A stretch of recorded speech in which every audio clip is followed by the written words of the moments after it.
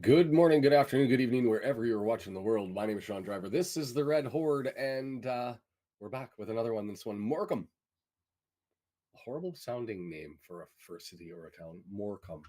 But anyways, sorry about the little delay in getting started. Technical glitches are due to happen, and I'm just happy that I'm able to fix them when they're live, and things are going a little bit bonkers. And I'm going to end up with some volume here, so just give me a second. For everybody who's already here with the jump, Brendan's here, Andrew's here, Ruth, wearing the same clothes, ate the same breakfast, same dog training. Let's go for another 3 points. Don't mess with the routine, is what we're doing, Ruth. Didn't touch the lineup. That's the announcement for today, right? It's up there. You can see it. I've made it static. There is not a single change to that roster from before. The only interesting part to me, McLean, it's got 2 games to go through, I believe. Yes, 2 games to go through without picking up a yellow card in order to avoid the suspension. But I do think you've got to run him out. And he does have the C, even though it's not listed there. I was able to get the scores going, but they're not rotating. So I just went with the 3 main ones for W and G. I haven't seen whether he's here. Just keep Dalby off the pitch. Won't be a problem today. I guess, unless there's a weird number of concussion issues, then I think you're allowed to actually do that. But in any event, yeah, Andrew, I got a notification from the TNS game. That was the glitch.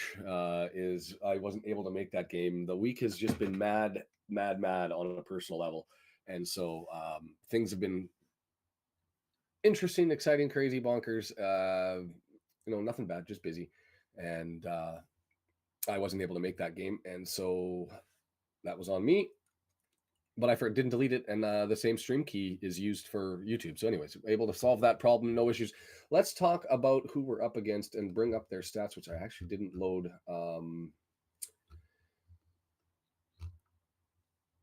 up here. So let me go back and put in the compare and open that up.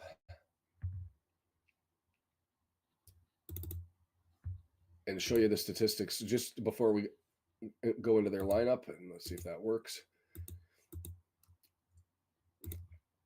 So here is the statistics for comparison for Wrexham Morecambe, looking at their offense and defense and what you can kind of expect from them. What I find interesting more than anything else is Morecambe, when you look at their possession stats, their accurate passes, their accurate crosses, their long ball, they're not near the top of the table. You've got an this 8th place team. This is a team that's hungry for points, trying to get back into the playoff spot. We're hungry for points, trying to maintain ourselves up at the top. W&G fan, nice to see you here. I got you 3 games. That was all I could get you. So I went with the 3 that were most directly in competition, even though the Dons are certainly there now. But looking at the statistics, you'll see that they're not a team that seems to connect between their backfield and their midfield to their front. But then you look at their goals and per shots on target. You look at the fact that they've got a fair amount of goals. They sit in the middle of the table for goals for and goals against. They convert. So they're almost like the exact opposite of Wrexham statistically, in the sense that where our struggles most recently have been an inability up at the front. Take away the last game that we had against Accrington, it's the struggles up front. Everything from the back moving forward has looked relatively good. And so they're the opposite. They're struggling to get the ball up front, but then everything seems to be good once they get there. So have a look at those stats as they're sitting there. I will notice one other statistic that jumped up at me was the save percentage, and I haven't looked at that for an extended period. But the save percentage, there was a time when we were 22nd in the league early on in the season, and it's been a long haul climbing up the ladder. Hovered in the middle of the pack for the longest time, and now we're sitting in 6th. And man, I got really pixelated. Let me see what I can close down here.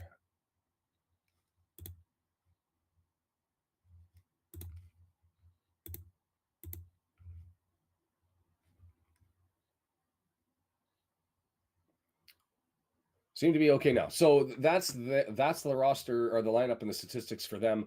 I will say this: the other stat that's not up there that's worth considering and having a look at is they are 2nd in League 2 at gaining points from losing positions.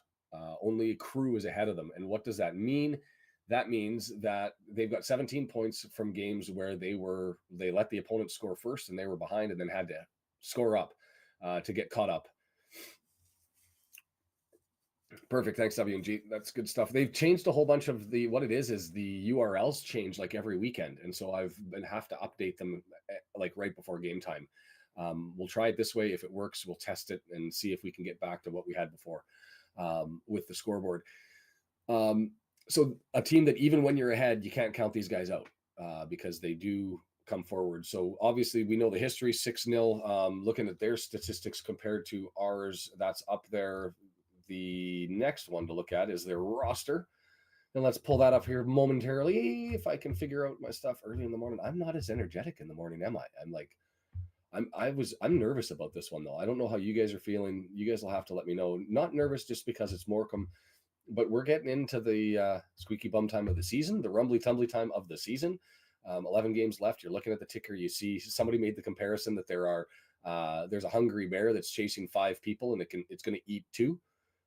3 of them are going to be left. So what do you do to avoid being eaten? And they were using that analogy and comparing what happened on Tuesday with the Mansfield MK Dons game where the Dons took the win, drew themselves back into the discussion. And now we've got to figure out what does that all mean on a go forward basis. Where are my rosters? Here we are. So let's bring in the other guys. So this is a starting 11 for Morecambe. What's interesting is they've, don't fall in love with a lone player. Their leading scorer for the season still, Michael Mellon, is a 20-year-old who was on loan to them from Burnley. And he left January 3rd, recalled by Burnley, and then shipped off to the Scottish Premier League to play for Dundee. So he's gone. Their second leading scorer is JJ McKiernan. I haven't been able to find out. It says that he's still with the Shrimps, but I didn't see an injury update. I didn't see his status. But anyway, this is 2 games that he hasn't been playing or made the subs list in a row. They were also last game without Slew, number 14. He's their other current leading scorer with 7 goals. I didn't see injury news related to him as to why he wasn't in the lineup last match for the Shrimps, but he's drawn back in now. And the addition for them is as Garner. He's had 3 goals in 9 games, so not horrible, not great. He's actually on loan from Barrow, where he had a struggle as a forward, 4 goals in 34 games. But he may have found a little bit of magic going on here. And so we'll see where we're at with that. I'm going to grab those chats and start to go through those. Ruth, I appreciate it. That's awesome. And if you guys do want to click the support button, by all means, and Ruth, super appreciative, and all of the members that are down in the bottom corner, there's a button down below. It's 99 cents. You get to use some different emoticons. Your words show up in green up on the side over here. That's about all you get for right now, but I'm working on things if I can ever find time. But I will tell you, I was working 16-hour days for the last week, and there was just no time to do anything. And that's where it is. Andrew's got a ticket for Tuesday, and Brendan, will have to talk. I probably won't be able to do that game. I've got a filing deadline, and we'll see how Sunday goes. But we're going to have some struggles to get into there. And there's Andrew summarizing what I just went through, and you probably said that before I even got it out there. Second in League 2 at coming back from behind. So even when you get ahead, don't count your chickens, because these guys are there. I think the other scores, W&G, just bring them up forward in here into the chat, or we can ignore them. Most important is the MK Dons match, I think, to everybody else. For the other stuff, I'm not really that fussed a lot, to be fair. I probably won't be watching them. It's really those top 5 teams, right? And I did update that graphic, but I don't think I put it onto OBS, and I'm not gonna do that. If you haven't been here before, I'll remind you one more time as you go through it. So hi, Sean Driver, Red Horde. Nice to meet you. We run watch parties, watch alongs. We do not show the games. If you want to watch the games, that's the link down below to go ahead and do that. Go click there. 80% of whatever you pay goes to the club. And so you're supporting the team that you've got either an old love or a newfound love for. It doesn't matter. They'll take your money. And it's a way I like it. We get to watch it and all that sort of stuff, but it's also direct revenue. So I don't think it's available on iPhone, Andrew. It's underneath. If it is, you'd have to be sideways so that it's viewable and be on the bottom right hand corner. Um, so, John, welcome. The gang is all here. We're rolling in. Everybody's ticking in. What was I talking about? Oh, if you're new here, so we'll watch. So you're not going to get a link here, but I will tell you the big request for everybody and a reminder for everybody is no spoilers. And what do I mean by that? Is there's some latency with the internet. By the time the stream comes to me on my computer and I end up watching it, it goes out through the internet out to you. It has a delay. And so if you see a goal while you're watching along, or you hear something while you're listening to the audio, um, go ahead and hold off on that. Red cards, fouls, whatever. Just bite your tongue, chop off your fingers. Hey, maybe that's an emoticon that we should be adding for no spoilers. It's a graphic of somebody with no fingers so that you guys can't type. The other thing, the after the 90 minutes is up. The links are in the description. We will be doing that after this one. Got it out late, so I know that there's a couple people planning to join, but didn't get all the full details. And so we'll see where we get with that one. Look, I'm just really excited about this one, and I'm also really nervous. Bring up the League Two table just because even though I've stared at it all week long, and especially on Tuesday, watching that update, it's nervy. It's nervy. And we're at 35. After today's game, we will be down to 10 games left for us. Stockport, who will have 11, they play basically every time there's a game all the way through. For us, there will be a break on one of the Tuesdays later on in the season. Ollie is starting. I will bring up our roster. It is unchanged, so I just assumed that everybody was maybe following along, but maybe I shouldn't have done that. Where are we here? Let's go with. There we go. That is our lineup entirely unchanged. It's exactly the same. So Algonquin starting in goal, Cleworth, O'Connell, and Boyle in the back. Interesting. I don't even know what style that Morecambe plays because again, I brought up their stats, and it's not like they, have a lot of numbers from the corners. Sorry, Mike. There's an automatic moderation out there. If there's a link, if there's all caps, or if it comes out too frequent, which I don't think was the issue there, it will. The bot comes in and grabs you and throws it out. I put it out there just because I wanted to eliminate largely the links from going out. But it snapped a bunch of other stuff. If you got moderated and you don't think it was fair, let me know, because I've had to toy with it, but I think I've got the moderation to get most things that I hoped it was for. Oh, Chris told a joke. The stream has a 2-hour lag issue, and the final score is Wrexham 3, Morecambe 1. You know what, Chris? That's a brilliant joke, and not only that, it's a great segue into score predictions. And I'm going to put the poll up while we're at it, and we wait for this one to come through, and I'll come back to the lineup here in a second. But let's bring up a poll that does what we normally do at the start, is what do we expect from this one?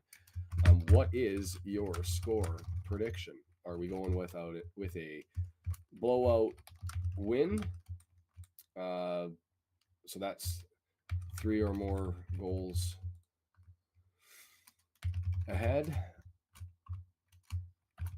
A close win, won by 1 or 2 goals.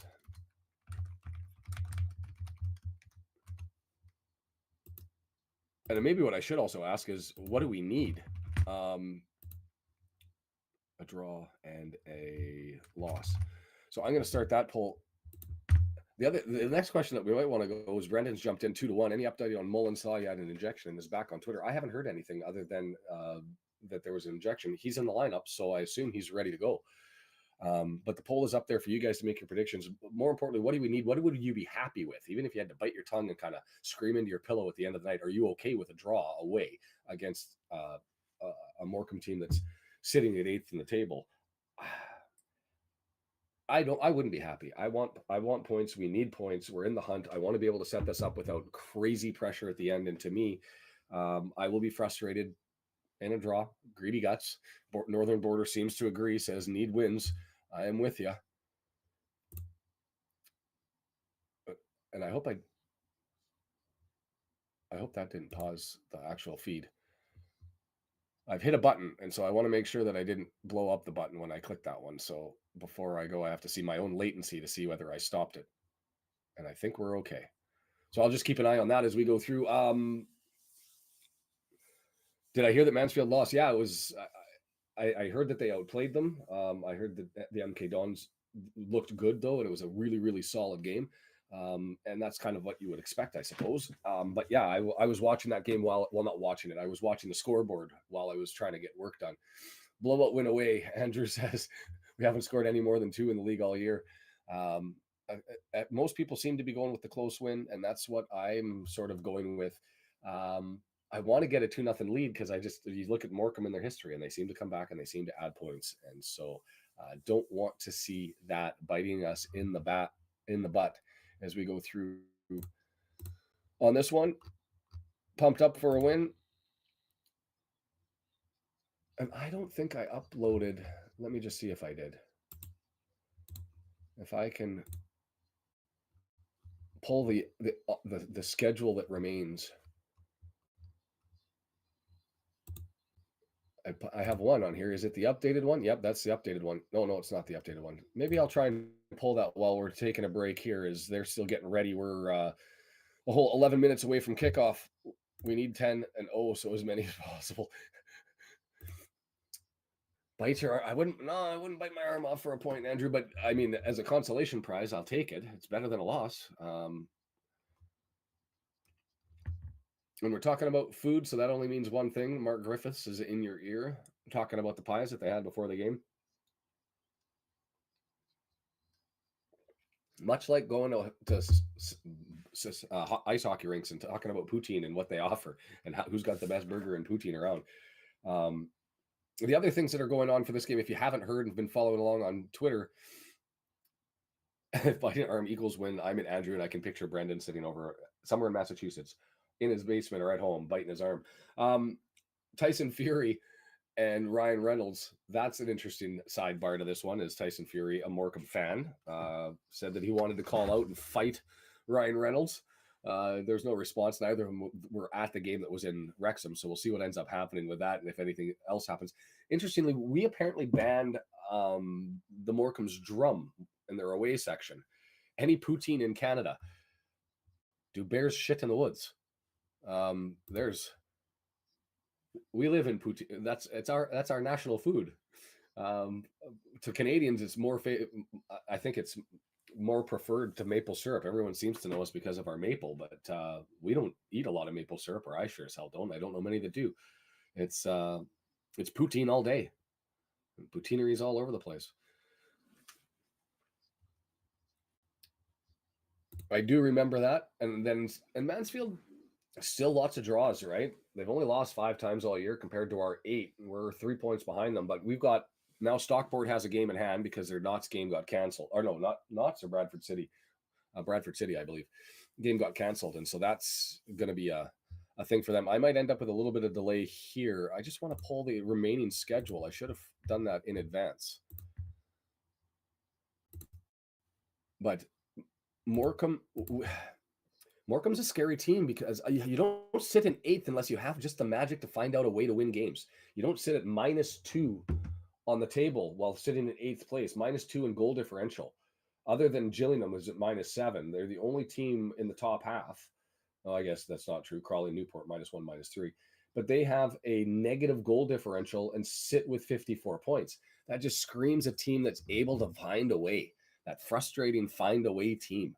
And so I'm curious to see how this one boils down. I should not be comfortable with a 1-0 lead.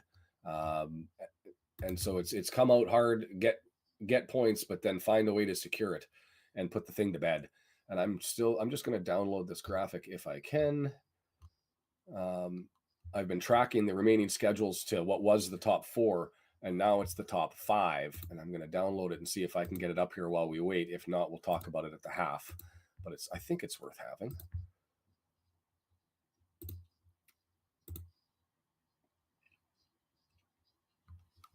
And so anyways, the controversy, Wrexham didn't allow drums for away teams, and that included Morecambe when they brought theirs. And so Morecambe on Twitter announced yesterday, no drums for Wrexham fans. And they also decided to add no flags. So a little bit of controversy there. The call out was made to the fans that were going to make sure that they were loud and proud, and we'll see how that all ticks about and happens. I'm hoping that they blast the absolute roof off of the place. Yeah, they're talking on the broadcast about they'd be happy with a point today. See, I just wouldn't be. I just wouldn't be. I want. We've got Morecambe here. We got Harrogate on Tuesday. Tranmere back at home. It's an interesting lineup in the sense that we've got 2 tough games coming up, and then after that, we have one of 2 things: either a game against the lower third team, or a 6-pointer against somebody that we're fighting for a spot with. So it's going to be, nervy to make sure that we take points, and nervy to make because we're going to be in the big games. And I'm going to bring this up and see what happens. And I might actually also shrink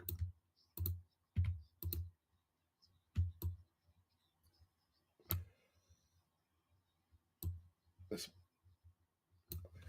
And so we'll bring this up and see if you guys can see it. If you're on a phone, it's going to be too small. If you're on a desktop, it'll work, but I'll walk you through it as we chat about it. But what you've got here is you've got the 5 teams in the remaining schedule. MK Don sitting in 5th, Crew next to them, us in 3rd, Stockport 2nd, Mansfield 1st. The green means that those are games they won. The yellows are draws.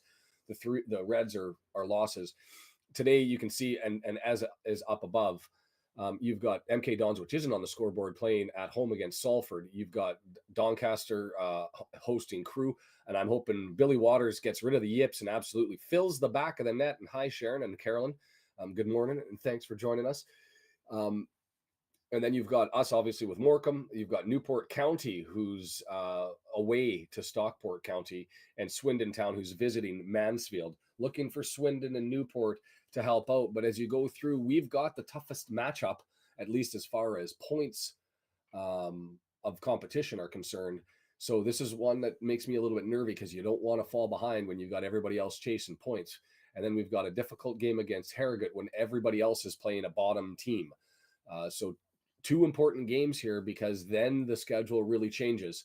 And like I said, you've got games at League 2 still tough. Nobody's to be taken for granted by any stretch, but you've got Tranmere, Grimsby, Doncaster, Colchester, Crawley, Forest Green. Those are 6 games that you'd like to think, home or away, that you can hopefully secure the 3 points for. And then you've got the big battles with Mansfield Town over Easter and ending the season with Crew and Stockport County.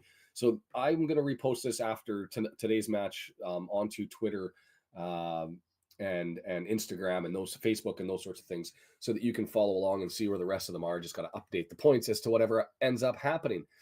So yeah, never good news, right? And that's the concern. You look at everybody else's roster. It's interesting. Up at the top, I put who's got more home and away. Stockport has an extra game, but it's 5 home and 7 away. They've got the least amount of home games. As far as games played against the top 5, MK Dons and ourselves all have lots of games, 3 to play. Crew, Stockport, and Mansfield are restricted to games against either us or the MK Dons. So I would suggest, of those rosters that are there, Crew potentially has the easiest lineup still to go through. An argument could be made for the Dons. I'd say we've got lots of bottom third tier teams, but we're either top or bottom after that Harrogate game on Tuesday. So we'll see how it goes. And we'll get rid of that off the screen. A little bit cluttered, but that is what it is. I thought it was worth putting up, so there was no design to that one. If you haven't joined us before, just a reminder, because we're getting close to kickoff, as I can see, what is there? Catherine the Cat? Is that because it was named Catherine Park? Their previous, do I have it? Is it Catherine? I might have it wrong. Christy Place. So Christy the Cat is their mascot, because I was like, why are you called the Shrimp and you have a cat? But I guess it has to do with the name of where the old stadium was. And that's the Shrimp's background story. Sorry to any Morecambe fans, you're going to watch this and be like, this guy doesn't know anything he's talking about. Sometimes true. Close win by 1 or 2. Lots leaning towards that in the polls. Good morning, Sharon. Good morning, Stephen. Good morning, Carolyn. Mansfield have to play us and the Dons. Yeah, everybody plays us and the Dons. At least off the top of my head, they'd still all have us and the Dons. I think it'd be very, very tough to unseed Mansfield, but you don't know. Nobody's wanted the top.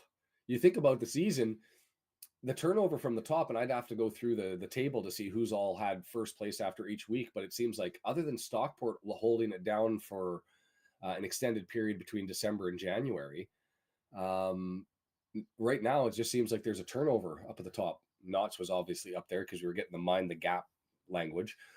So we'll see. We're in black today. I wore this. I didn't draw the connection that when they bring out the graphic on Twitter, that the color of the jersey that they're wearing is actually the color of the jersey that they were putting on for the game. The jersey in the roster release that comes out on Twitter. Jennifer, awesome to have you. I haven't seen Kim yet. Looking for her wisdom and her insight and her chuckle.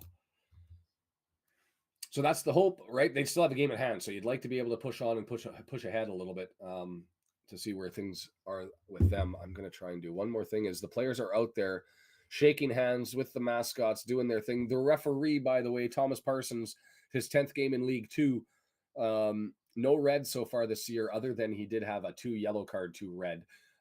He's 5.78 yellow cards per match, and only 1 penalty given in those 10 games.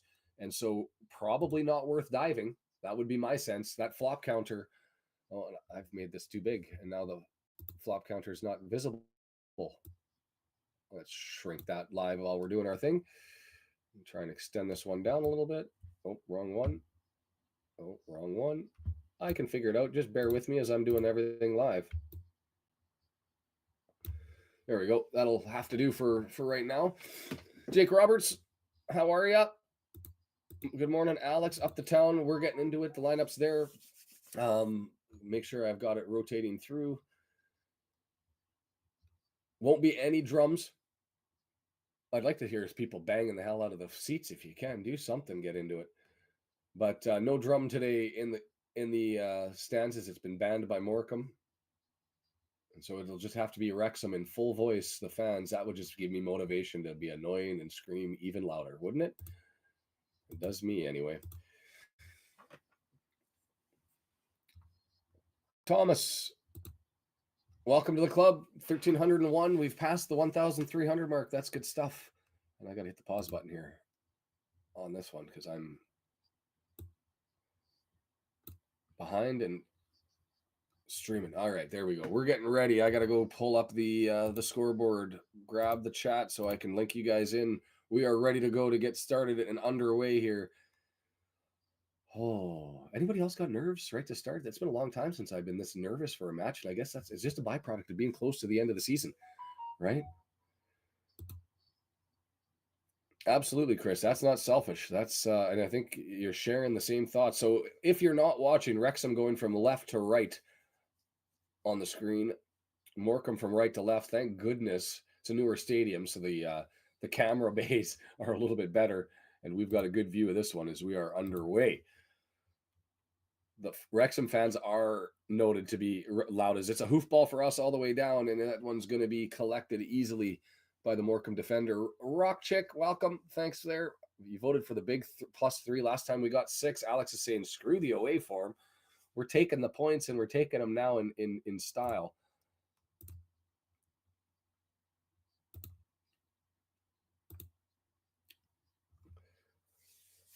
It is officially, isn't it, Andrew? That's the sense. 2 hoofballs down the road. Palmer not able to chase that one, so Mayer ends up collecting it in the back. Both teams trying to get settled in here with just pushes up and pushes back. Oh, and I went up to 1,300, and then somebody deleted me on the subscribers. That's not nice. Join in if you want to chat, and if you're just watching as Mayer kicks it down, and it got forwarded, and it just got missed by Mullen. So Palmer's on the chase as Mayer goes and collects it, and he clears it away.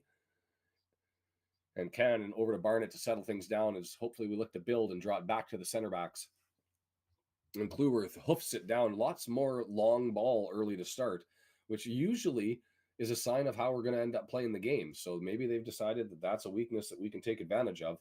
I don't have a problem necessarily with searching for that early, but if it doesn't work, I just want to get away from it. Where can you stream the game? The link is below, Thomas. I don't publicize or publish the links anywhere else. The official one's down there. It's 10 quid for this match, and you may want to think about getting the month as we're getting close to the end of the season.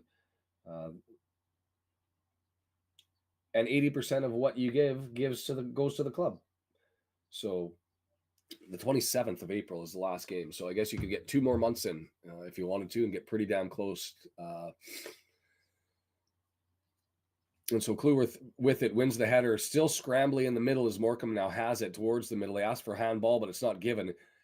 And here they come. This is Adams who's moving down the left-hand side. He loses, and McLean just punches it. Hoof ball over the top. No attempt to find anybody in the midfield.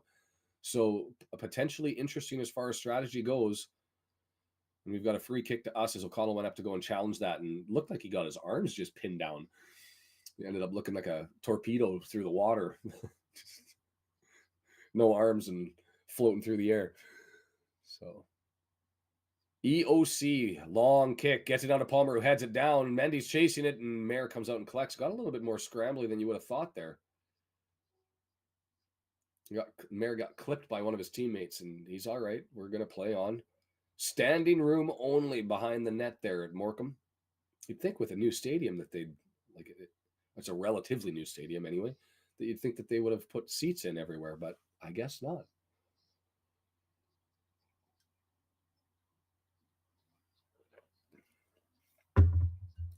Mullen hat trick. I'll take anybody to get a hat trick. I haven't played the Fletcher video in a long time either, so he can come on as a super sub and bash the hell out of it. I would be all over it.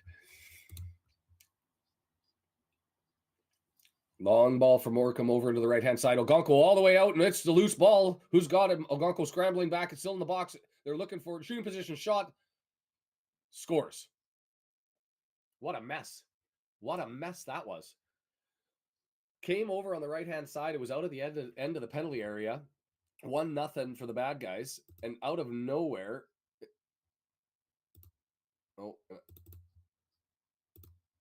out of nowhere.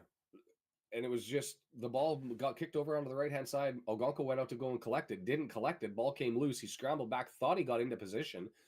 And a lot of patience there by the goal scorer. So Ogonko just missed it, scrambled back, and lots of patience by the defender. You thought he would have kicked it out to try and take advantage of things. And so all the defenders were blocking the pass. So he just comes off the goal line and ends up beating Ogonko. Not a good start.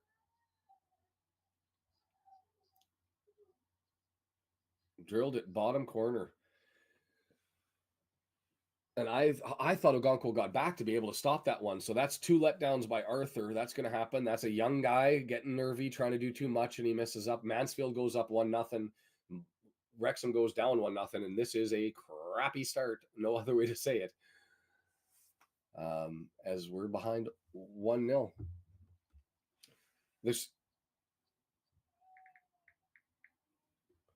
So they're saying that what they're putting...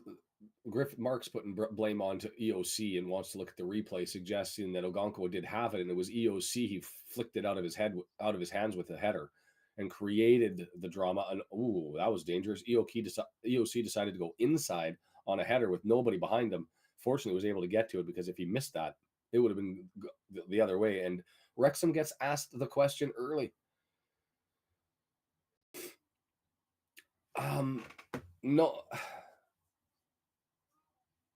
The Ogonko errors were during play, like the first goal not jumping up to grab a ball.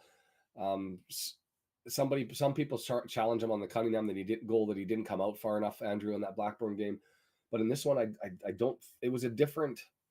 The ball was right near the edge of the area, or the edge of the 18-yard box, in the far right side, and so there was really nothing into it until the ball got dropped or lost.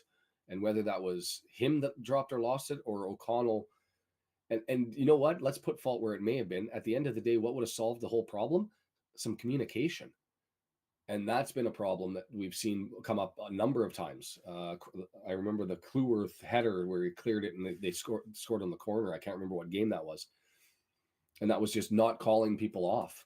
And that was probably on Arthur to end up screaming, mine, as he went forward. Didn't happen. We're behind. We got work to do. And the only part that makes me nervous sitting here staring at the thing 6.5 minutes in is we've gone back to hoofball. It doesn't seem to be a desire to build it up, as there's a giveaway. Mendy on the throw and couldn't collect it on that throw. And then he came back defensively and was able to just clear it out to the center line. Yeah. That's my thoughts too, right? It's frustrating being a fan, Stephen. Like you and I are thinking the exact same thing here. Um, we look better, we score goals when we beat them 6-0, and all of the games right after Stockport in November, we were building through the middle and going, hey, this club's got some dynamite behind it. Welcome. That was it Adams or Garner? I forget who scored it now. But that was an error by either Arthur or O'Connell or both, not communicating, and O'Connell getting a header in that knocked the ball out of Ogonko's hands and onto the feet of Garner, and Garner popped it in. So there's your fault. There you go. Can't be late ever again, Wensley. That's where it is. Bugger. One shot, one goal. And the sad thing is just not a lot coming forward for us right now. Mark just says that, not even hitting Palmer at all. And the crowd is a lot quieter. We're a lot quieter. A little bit still shocked after that one, and I'm bewildered as to what exactly happened. I'm going to have to watch that replay. But it was a long hoof ball down the right-hand side that was in control, and Arthur went out to collect it, and no luck. They've kicked that out of play, and we're going to get a free throw in at the midfield side. So neither team is playing anything close to captivating football right now. Like kicks out of bound, interceptions all over the place, off the throw-ins during play. It's scrambly, it's ugly. Even on that throw-in, it was thrown in and found the boot of a Morecambe player, and it just pumped back out again. So Barnett gets to move 10 meters further down the line, and he'll try another throw in. McLean grabs it, left-hand side. That's going to be Boyle looking to connect on Mendy, left side. Lee coming over. I'm anticipating he's there, and there he is right on cue, and the whistle blows, and offside. Just like both teams. Look, this is as ugly as I've seen both teams play in a while. Usually, you've been able to watch one team dominate with some purpose. Both teams at 52% and 60% passing, possession nearly equal at 54-46. The only difference being that one of our errors led to a goal. So there it is, a long throw and then a kick, and then it goes too far, and we get the ball back.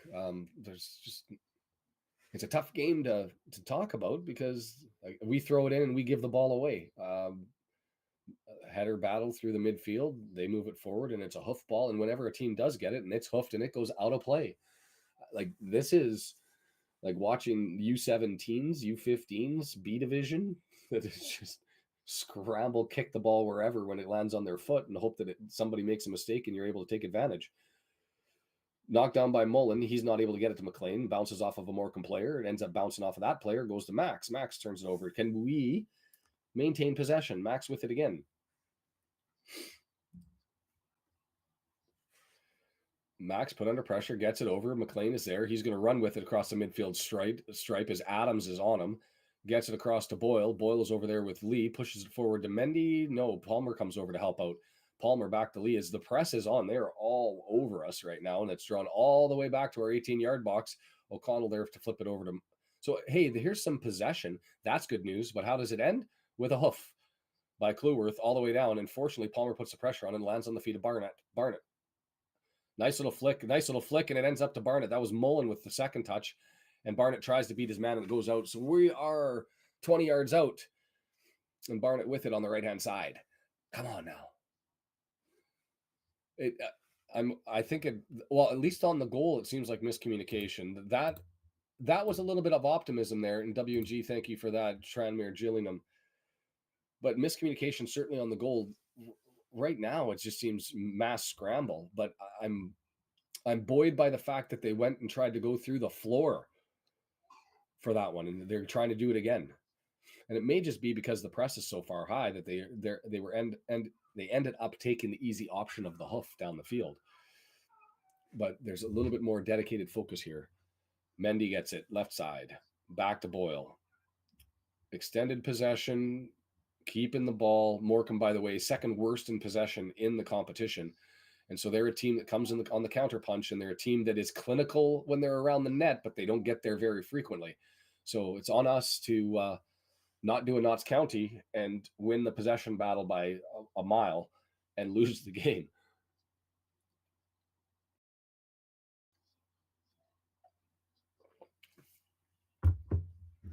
Touched by Boyle, so it's going to be a throw in at the 18. Oh no, not thrown in. I thought Boyle touched that, but did not. And so we'll get the throw in at the 18-yard box. So still just the one shot, passing moderately improving in the statistics, and we're walked back. Salford helping out. I like you more, W&G, when you give us the good news.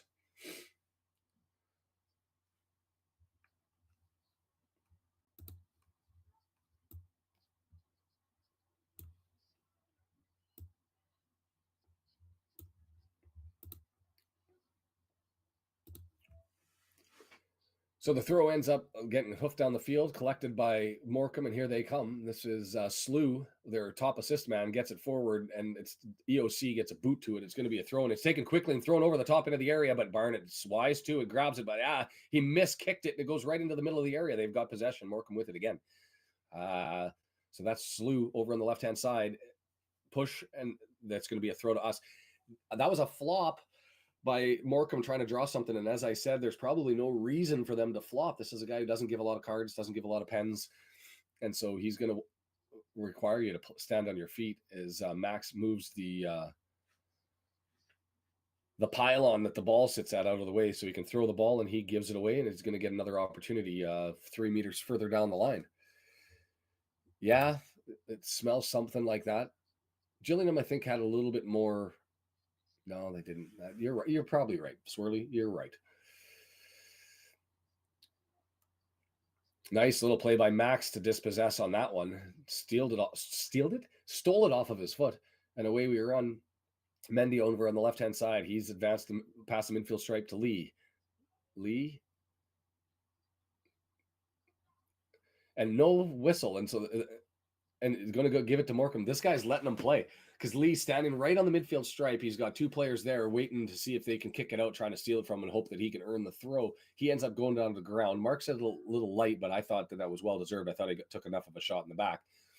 Mendy goes in to collect it, and he knocks it out, and it's a Morecambe throw. So letting them go, and as I say that, a clear push in the back, and we get the ball. So I'm okay with this type of officiating as long as it stays consistent and the standard has been set that he's not going to give any soft calls away. Now you know there's no point flopping around. Let's just get into it. Hoof ball off the free kick all the way down, just given to Morecambe for free.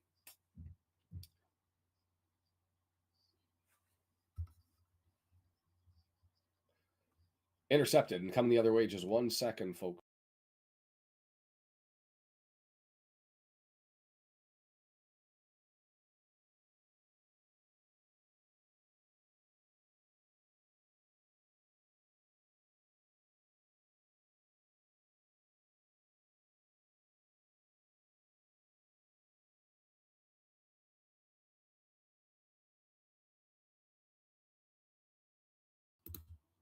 Sorry about that. They've collected it in a slew over on the left-hand side in a threatened area, just entering into the 18-yard box and a cross over to the front, and it goes all the way harmlessly through, and it's going to run for a throw unless Mendy stops it and collects. He does. So he's stopped it, collected, dinks past the first guy. Songo just gets right around him, and then he's pushed it up the line and then kicks it out of play.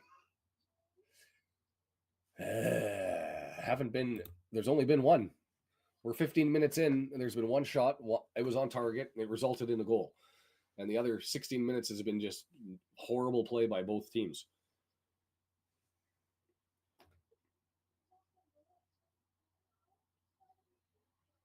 So throw in. Oh, he's gone around him. He's all the way into the 18-yard box. He's got an opportunity on net, and woohoo, Barnett, who got beat coming back. I don't know where Max was on that.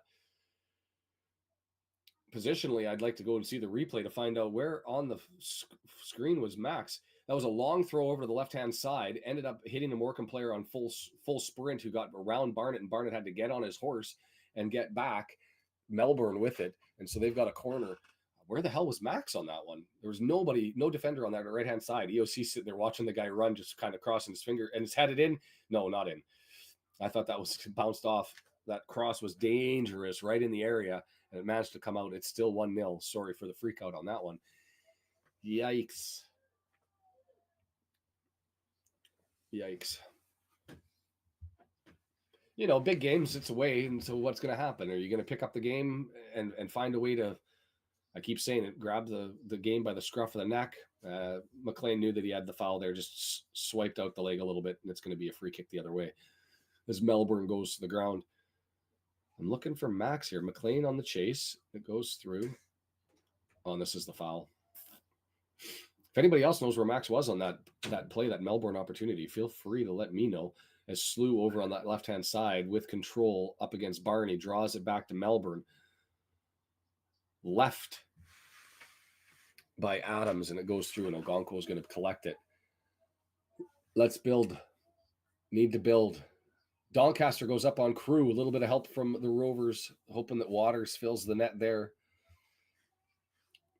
Long ball hit by their center backs, and now it's a battle in the center for us. And McLean able to get it, moves it forward up to Mullen.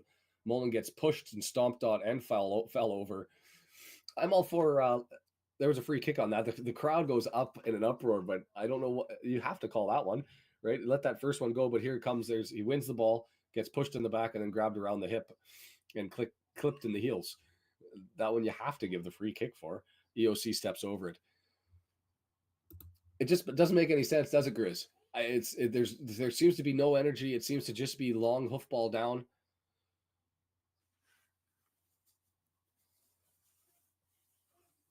Oh, it's put over to Boyle, but Boyle not able to get it. 18-yard box, that long one, too close to the net, and the angle just not good. And Boyle tried to head it in, but didn't really get it, threatening onto goal. But yeah, too strong.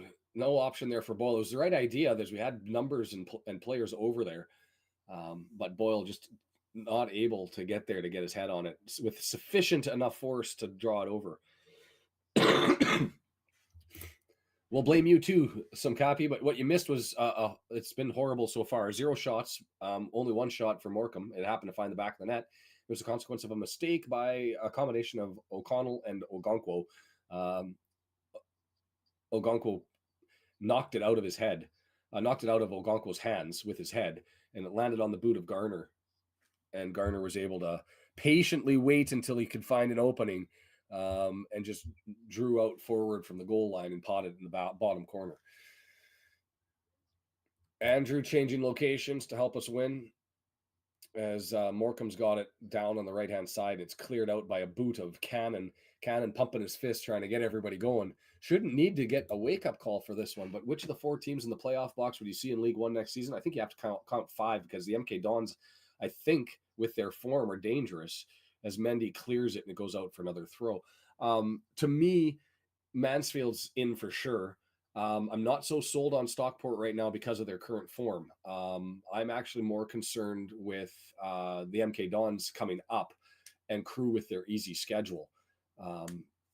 We'll see. The question is do we do enough to hold on, or are we going to end up falling out of the picture? But I only have one team in for sure. Mansfield, to me, is secure. Stockport, they've got a game in hand, but their form is nasty. If they find their form, and a poor clearance, and now it's put into the box and put into the area as Max knocks it down, and Arthur doesn't come to get that one, so Max just has to clear it away. It's just, we're not confident anywhere. There is zero, like everything is nervy. Touch of the ball, he chests it down, and then just has to end up clearing it. And it's put into the box again, and it's cleared away. This is Morecambe now starting to assert itself with more pressure, something they haven't had during the start of the match, despite the 1-0 lead. 2 shots, you're right. Thank you for that one. I do have the fought mob up. It just takes me a while to get to the whole.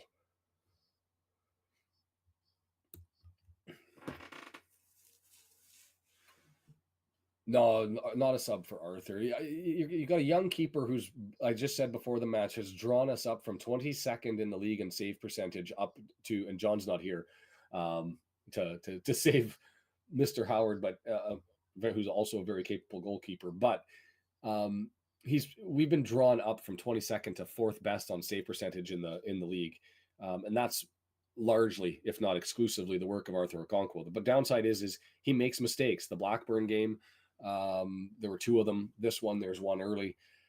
That's going to happen. Bradford doing a Wrexham on. Oh, and we were into the box. McLean, and that was too easy going down.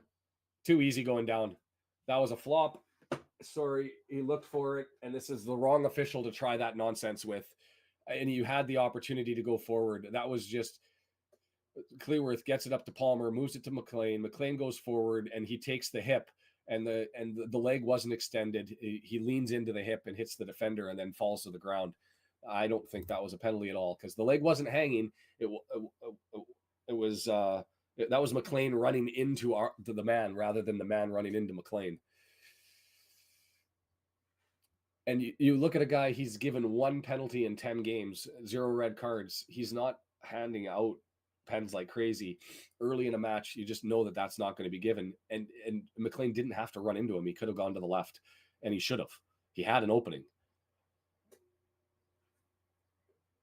So now breakdown by us. Edwards with it over on the right-hand side, knocks it into Mendy, but they've got an 18-yard box looking to draw it in. Mendy deflects it out, and it's going to be a throw-in from Morecambe deep. Andrew says it's not in James's character. I'm only telling you what I saw. I saw him veer right instead of veering left, and it was the camera angle was perfect. So you'll get to watch it in a replay if you haven't seen it yet, Andrew. And if on the highlights, the extended highlights, so you can have a search of it. But to me, he had time, and it's crossed forward and in, and it goes out of play, and we're going to get a goal kick. No, we don't get a goal kick. It's going to go for a corner over on the right hand side. Well, I don't know. We beat a team 4-0 with the exact same lineup. I mean, the only thing that's frustrating for me is we have a 21-man roster. We're now 10 games left after this one's done, and we haven't filled that extra spot. I know we didn't anticipate the rash of injuries that we ended up having, but it's going to be a left-footed in-swinger as the wind must be really blowing as it's blowing the ball off of the floor. Oh, you meant don't dive. Not that he doesn't do it. Okay, I got you. I'm all to be corrected. If somebody else watched that, and I mean, maybe we make that a poll. Was that a McLean dive, a flop to try and get the penalty, or was that an actual penalty? So they take it kind of quasi short, and it's drawn back and it's crossed in, and we're able to head it away, but it goes just to the front of the area, still in the 18-yard box. Mendy ends up collecting it, and he's just going to thump it through the air and go for a throw. The jitters are real. Still no shots. We've gone 24 and a half minutes. Nothing to sniff at the front other than that McLean circumstance, which could have been a shot on goal. I think he still had the ball. He had the opportunity. There was no defender in front of him.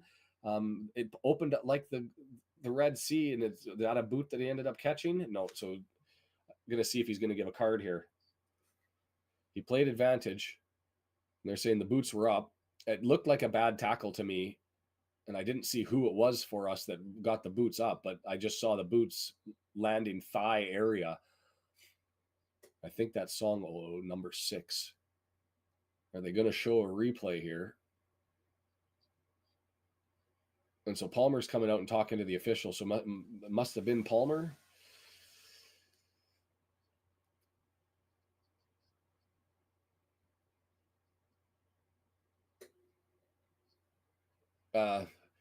So he's saying he got clipped as well in the back of the thigh. But the difference is it was a back heel and an incidental by Morecambe. For Palmer, he got the boot up and got him in the back. And so not taking a yellow card there, I hope. I didn't see a yellow card come out. I didn't hear a reference to it. And so it sounds like it's just a warning. Another example of Mr. Thomas Parsons, who does not like to give out cards. And here comes the free kick. It's right-footed, long into the box. It's a nice little flick, but it ends up going wide. That was good delivery. That was a miss hit, and we're fortunate. A little flick on. That was Senior with that one, was it? So skipped over the top. Senior took it with the right foot. And it ends up just landing almost on the penalty dot and clipped by the forward, but they're not with enough force to put the angle on to get it onto goal. But this has been, I'm not going to say all Morecambe all the time here, We've certainly had our healthy share of possession, but we're just not able to move forward. And as I say that, Palmer just loses control on that touch. Yeah, it finally moves forward and we lose it. Well done. Slewfoot. McLean on number 8. Is that Adams?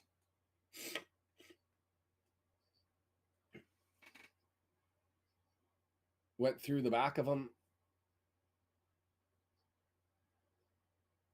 Oh no, it went through the side of him and then out of play. Adams just we might call that one a flop, Brendan, on review. I don't think McLean actually got him. I think he landed more on the soft soil that's just off the touchline here, or the sidelines.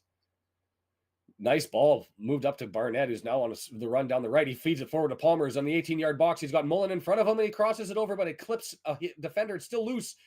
Just unlucky, but we're sniffing. Mendy comes up and rescues it, 18-yard area. He's going to curl back and draw it over to Cannon.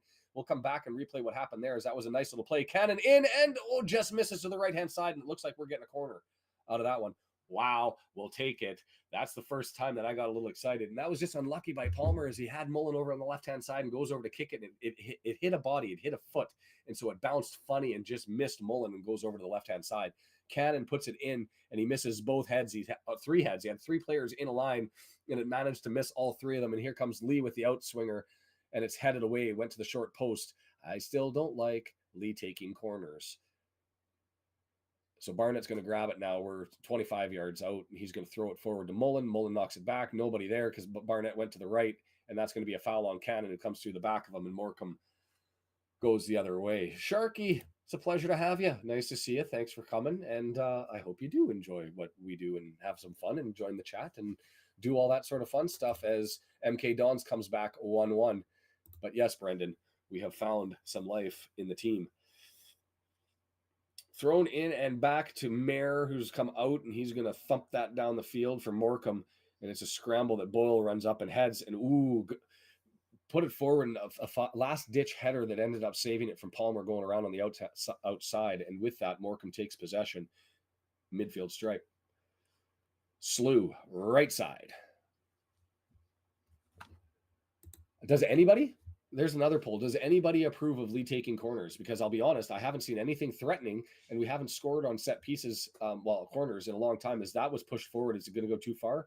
It goes too far, and Ogonko collects it.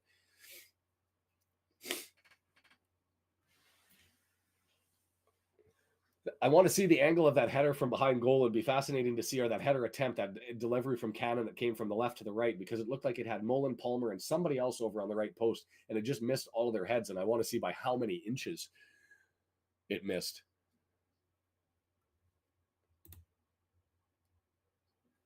If only we were all managers. We need a manager's trust where we can all sit here collectively and put the polls out as to when do we do the sub and who's coming in. Just make the decisions live and on the go. Maybe they should do that for a preseason match where the fans control the substitutions and when they happen. Just have a large polling system. The democratic way of playing football. It is a chasm as large as the Grand Canyon. This is an important thing. They did call that our first shot. Handball given against Morecambe, and so we're going to get it. And McLean's saying, why did you blow it down and not play advantage? I literally had it here. And now they said you got to take it back to the spot. And EOC's going, how far back do you want me to take it? So a little bit of unnecessary drama there as it's up to McLean and over to the left-hand side to Boyle. Hey, we'll take everything that works. Somebody go sit on a bog. Somebody go eat some poutine. Put on a hat, change your outfit, whatever you need to do. Dairy Saturday Morning League. Sharky, I'm with you.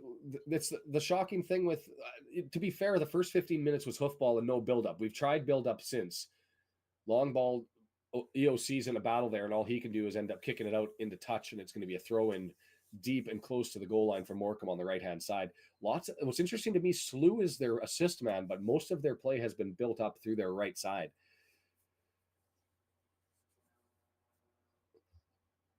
I honestly don't know which one they called a shot. It wouldn't have been the Cannon delivery. I I don't think it could have been the Mullen attempted header. Mullen chasing it down. He's on. Oh, and that's a bit of a scramble. Mullen's on it on a break. He's on the left-hand side, but he's far in the corner. Can he wheel it into the front? He's into the 18-yard box. Defender gets back, but he's got 23. It's in the back of the net. McLean, beauty.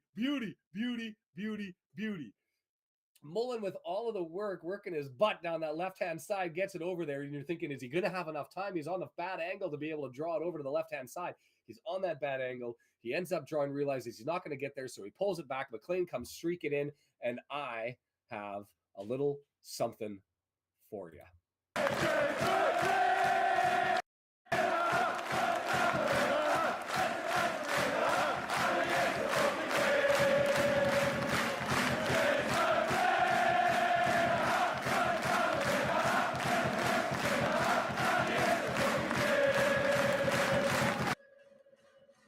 Hey, James McLean, beauty.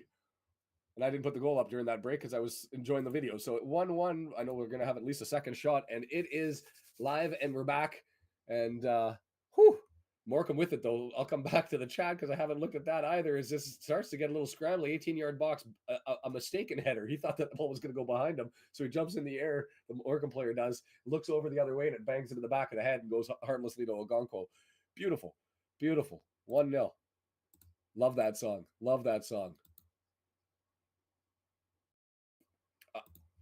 I will say, and Mark's talking about this on the broadcast, that he thought it was going over, as McLean had lots of space in the middle. Could have gone left or right, put it along the ground either way. He actually went over top, and from the angle, you were worried that is he going to go over the net or hit the woodwork? But bring back the guys from the bog. No, keep them there, Brendan. Keep them there. The Dons go up on Salford. That's not good news. Chris with the update. There you go, Sharky with the magic. He's loaded on clothes. By the end of this one, Sharky, you're going to look like somebody who's ready for 40 below weather. Vince. Okay, we need a GoFundMe started to ensure that Vince has a constant supply of Bishop's Finger. It needs to be there at all occasions. You're basically going to be a functional. I'm assuming Bishop's Finger is a beer. Is it? What if it is? You're going to be a functional alcoholic. It's all us, Sharon. Everybody with this. I didn't change my shirt. It's all me. No, I love it. That everybody's got superstition. Hug your pillow a little tighter. Go and grab your Lucky Charm. McLean, Max.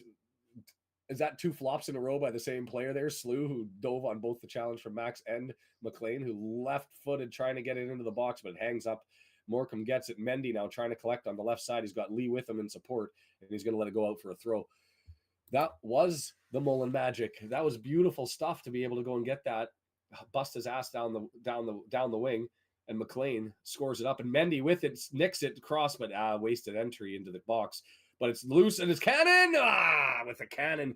It came loose to Cannon on the left-hand side. He put his left foot through it and straight over the goal. But you like that. Take that opportunity. It was a kick forward, and it bumped into two defenders and then was left there. And it's ricocheted. Not even ricocheted. It rocketed straight up over the goal. Lessons learned. Now I've got... Is it a light ale that you can put Clamato juice into it?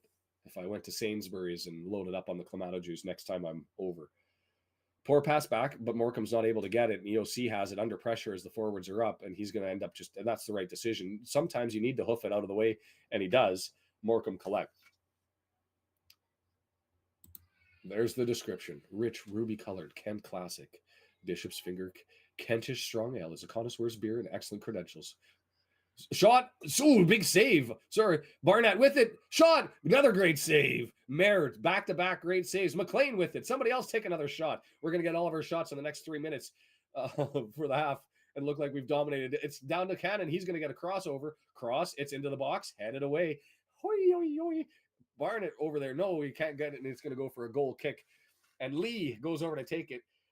The second shot on goal that Cannon had, not necessarily a big threat, but Mullen has it, and that right footer, he asked the questions. Mayer had the answers. Short corner, Barnett flicks it in, far post, knocked down, and it's going to go for a corner on the other side. Mullen runs and scrambles to grab the ball to set it up. Pressure. Quick corner taken, flicked in, and the ref doesn't allow it. And Mullen's saying, why won't you allow that? Why would I don't get it. Nobody else was set up. I mean, the advantage that we had while playing that is the final play went to the far post, and I don't think anything would have happened from that. Yes, Orion, while you're at it, like the stream, get the flat one. That was a horrible cross. Like just an entirely wasted cross.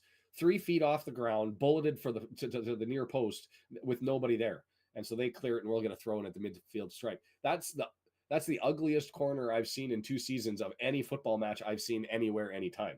Like it.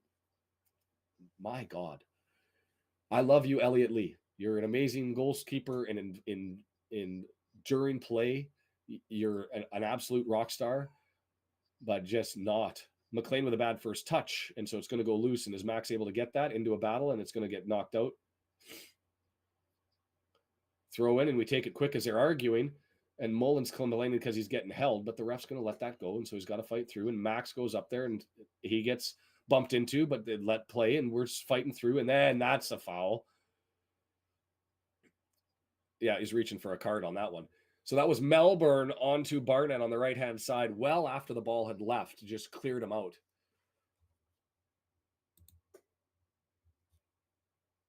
Into the box. The box? The books. What am I talking about? Early in the morning, I'll fill up with my coffee.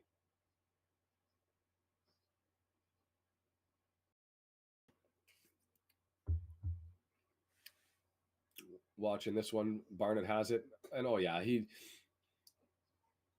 call it interference if you want to in hockey. That's what that was. Is that's the defenseman just trying to attack block out the forward coming forward, and it ended up getting him. So Lee going to take this one right-footed from the about 25, 30 yards, and he goes short to Barnett, and Barnett's going to take the entry in, headed away, headed down, but it's still loose. Can Lee get there?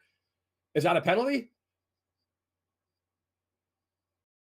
Did he point to the spot? He's given a card on this one. Lee had it, came from the backside. He was on the goal line. After that was headed towards the front. He came over and he got wiped out. And so that slew getting was it outside of the box? So headed out by the defender, and the forward who came there didn't see it was there. And so that was Slew, who went to go and try and kick the ball, didn't realize that, and it's outside of the area. Mullen's going to take it. It is literally half a yard outside of the box. Come on now. And so that was, he went to just kick the ball. In his world, in Slew's universe, he's just clearing it. And what happened was Lee goes diving to go and try and knock the ball and ends up eating the boot in the back. And so it's a free kick, half a yard out, whistle blows, Mullen right foot, 4 in the wall, and he loops it and misses entirely up over top of the net. I'm okay with Mullen taking a shot there.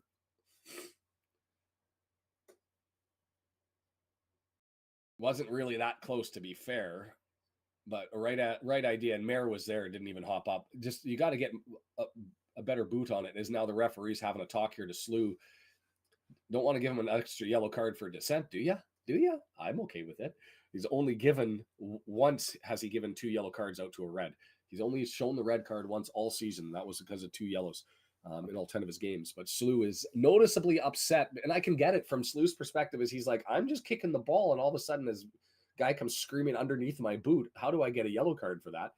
I guess the word is you got to be more attentive to your surroundings, sir.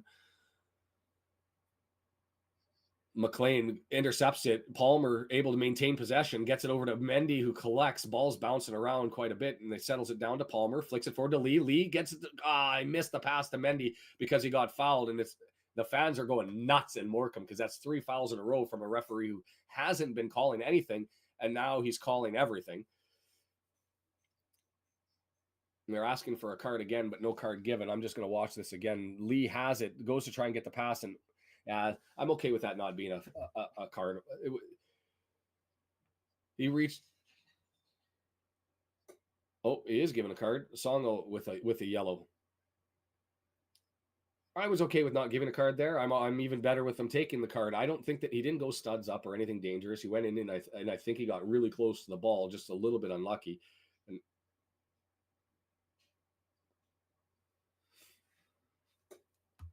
Bringing the energy. Free kick.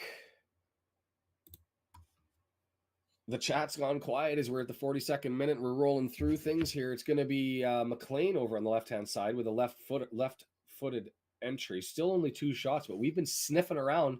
It's been threatening. We have a chance to get one here, so let's do it. Score from a set piece, guys. McLean, long, far post, headed down. Palmer, it's down there, and Boyle lands at his feet, but he can't get to it. And he tries to reach for it. It gets cleared, and now Accrington screaming the other way. Barnett steps up to freeze him, and he lost the ball. Barnett scared him, took a step forward on the challenge, and the ball just got lost right off the edge of his foot. And so we've got an EOC back with Max as they're out of position, having come back from that free kick, but still both back together. And it goes over to McLean on the left-hand side, who was back there with Boyle being forward. Long ball over to Palmer. Palmer heads it up to Mullen. Mullen able to flick it and keep it in, but Mendy couldn't get there over on the left-hand side. Ooh, well done and well played, because that was really the only option they had. Palmer had no play to get it on goal, so he flicks it over to Mullen. Mullen gets there and it's going out, and the only thing that he can do is save it by flicking it up over his head and hoping that somebody comes screaming in to get it. Mendy trying, but not able to get there. No shot on goal, but again, this is just constant threat. Super Paul Mullen echoing through my ears. Good stuff. 51%, 49%. And look at this shot total as a result of the last 3 minutes, 4 minutes since FOTMob updated. 3, 4, 5, 6. 6 shots to 2. They've got an expected goals of 0.09, but they're up. That's how Morecambe wins their games, is they just manage to stick it, and they're clinical, surgical around the net. And it's going out. It's going to go out for a throw in to Morecambe. What a day. Anybody's heart beating now a little bit faster? 70% passing for us, 65. So it's getting a little bit cleaner. It's taken like 25 minutes, 30 minutes for Wrexham to find anything.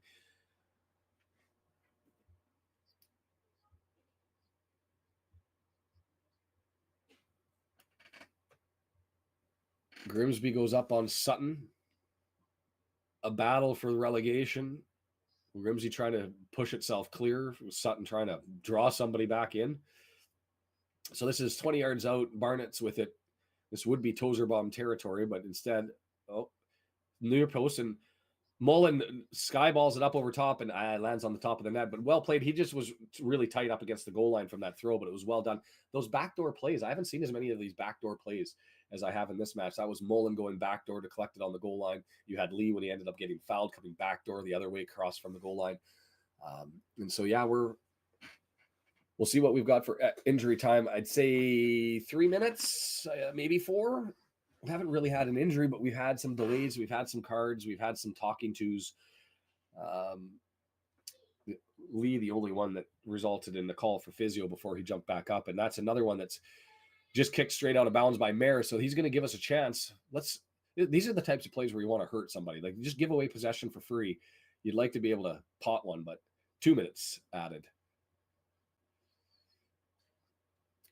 Helped on Morecambe with it. He's got it down the right-hand side. Boyle's able to clear it away and knocked down by Cannon, who gets it over to Mendy. Bad first touch, and it goes out for a throw. Ugh. This is what I was talking about before. Don't give away possession. Oop. It certainly looks like it to me, doesn't it?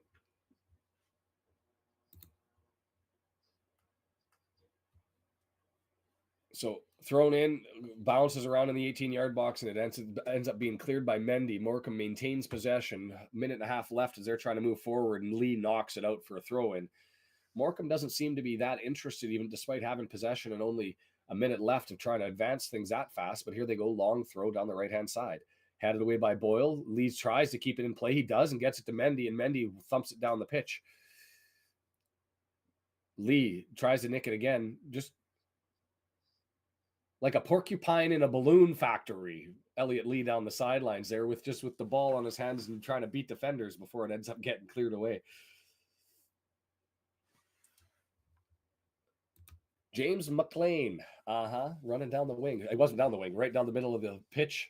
Mullen did all the work down the left-hand side. He was the one running down the wing, crossed it over in front of the box, and McLean thumped the hell out of it. Got maybe a little bit too high to as far as nerves are concerned, but what do we care? It went in the back of the net. Yeah, I was pushed in the back, and so we're going to get a free kick here. A minute and 40 seconds, just 10 yards in from the midfield stripe. Palmer ends up getting cleared out. Free kick, 20. It's more than 30 yards out, I think. Left to center. McLean's going to end up taking this one. Nothing to do when you got 2 minutes left and the time is there except to put it in the box, cross your fingers, and see what magic we can do. And here comes the left footer. He's talking to Mendy. He's walking like an Egyptian. And there goes the signal and the delivery. Far post, too far, wasted. And EOC's screaming at him as the whistle blows for halftime. Stop the clock. James is annoyed by himself. I haven't looked at it. I'm just hearing Mark saying that he was annoyed by himself. And so I trust that assessment.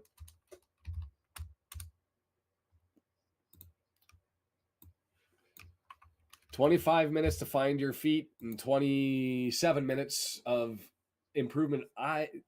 Mike, well said. Loved how the boys came back on that. And that's exactly what you needed, right? Is how many games have we watched where we've just been frustrated watching an entire half where it doesn't seem like anything changes, right? It's just the same thing over and over and over again. At least here, there were some substantive changes that happened. Stockport, Wrexham, and MK Dons in a three-way tie right now. Crew sitting out. Stockport, Newport holding them in. Would love to see Swindon come back, but that's the big news, and that's just what it's going to be like all the way through.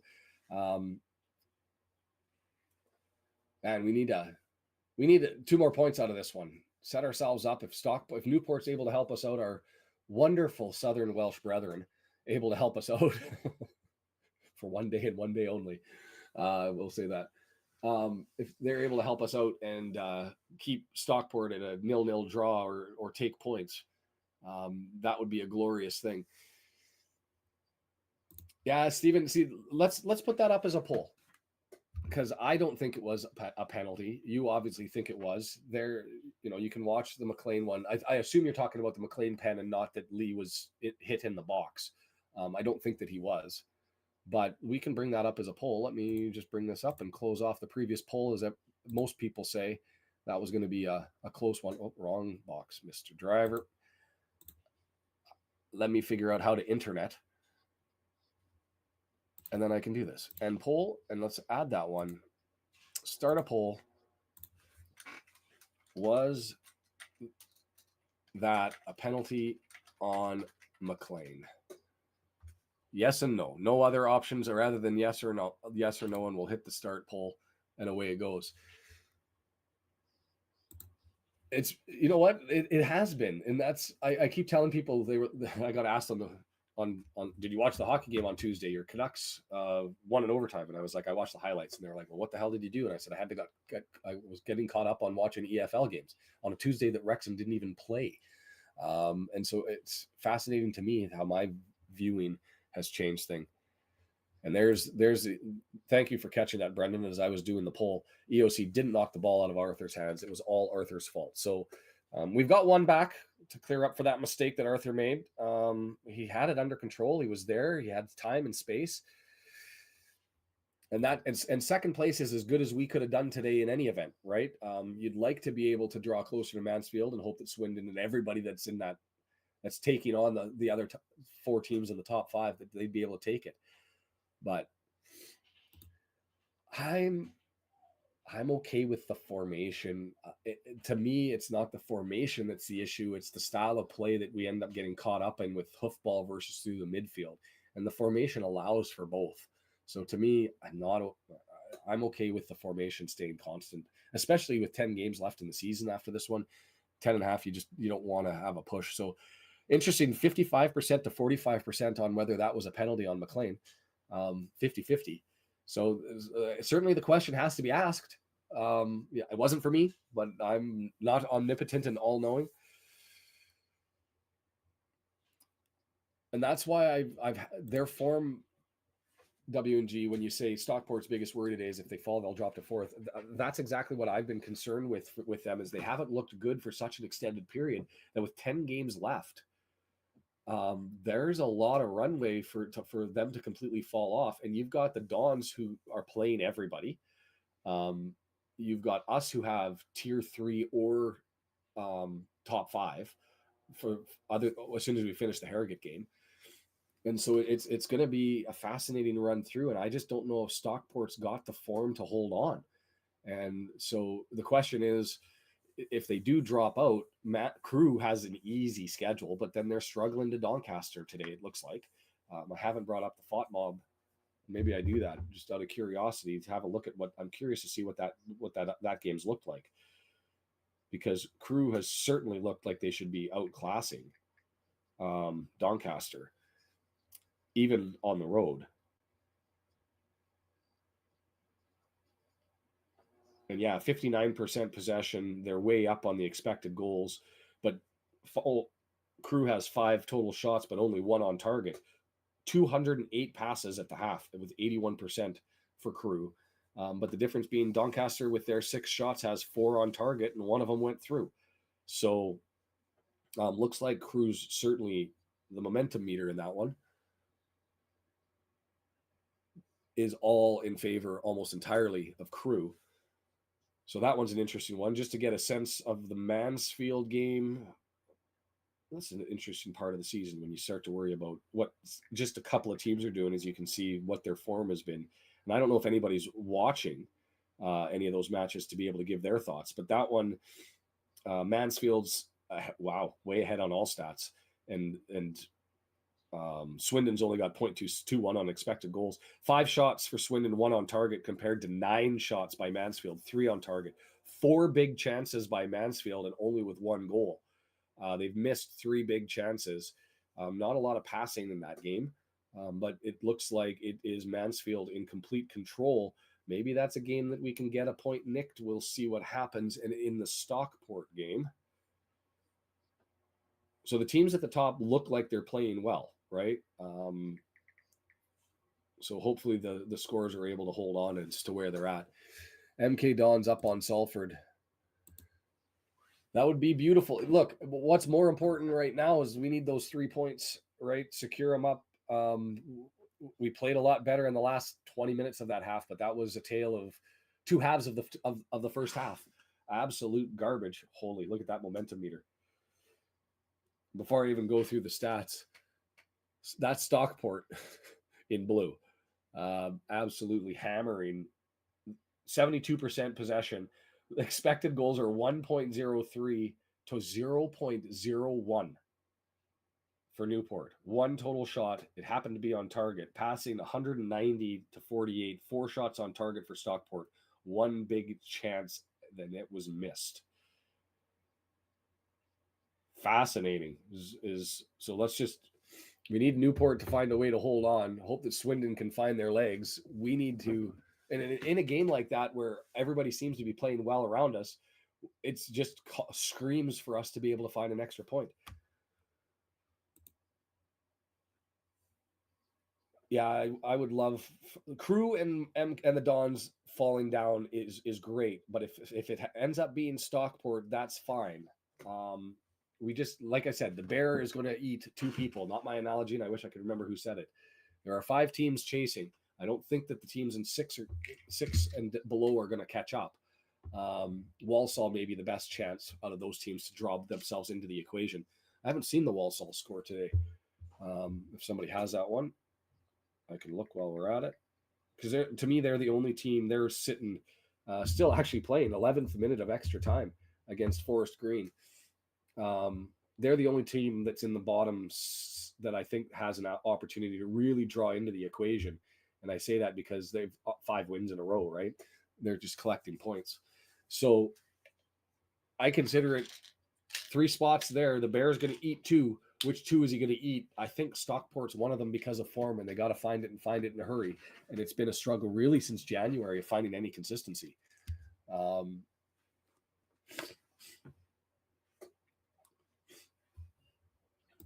with you, Matt. I mean, always chase down the championship, hope that you can get there. But at the end of the day, it's a simple equation. Go out and get 3 points. Go out and get 3 points. No yellows. And Mike, as you say that too, it does make me think about the importance of having a referee like this with McLean on the border of getting a suspension. The last thing that we want, especially with our midfield injuries that we've been dealing with, is for McLean to end up with a 2-game suspension by picking up his 10th card before the conclusion of the 37th game. And so we're after this one, we'll have 1 game left, that being game number 37. And if he can get through that one without a yellow, we're good for the rest of the season with him. So having an official that doesn't give out yellow cards, that's massively helpful. Andrew, give us full attention, so that'll tell us whether we want you to actually give your full attention. If we fall apart in the second half, we can all scream and yell and rage at Andrew. To be fair, I don't really. I mean, I was following along far less sporadic last year because we just got streaming, just over a year ago. So it was most of what I've learned about the teams has been all through this year. And that's where we're at. So 50-50, the poll on whether that was a pen or not. I'm actually going to take a step away and go and attend to blowing my nose, and I will be right back. So do what you need to do. Grab your poutine, go to the bog, do your thing. I'm going to take care of that opportunity right now, and we'll be back. For the second half, I'll just leave the camera on.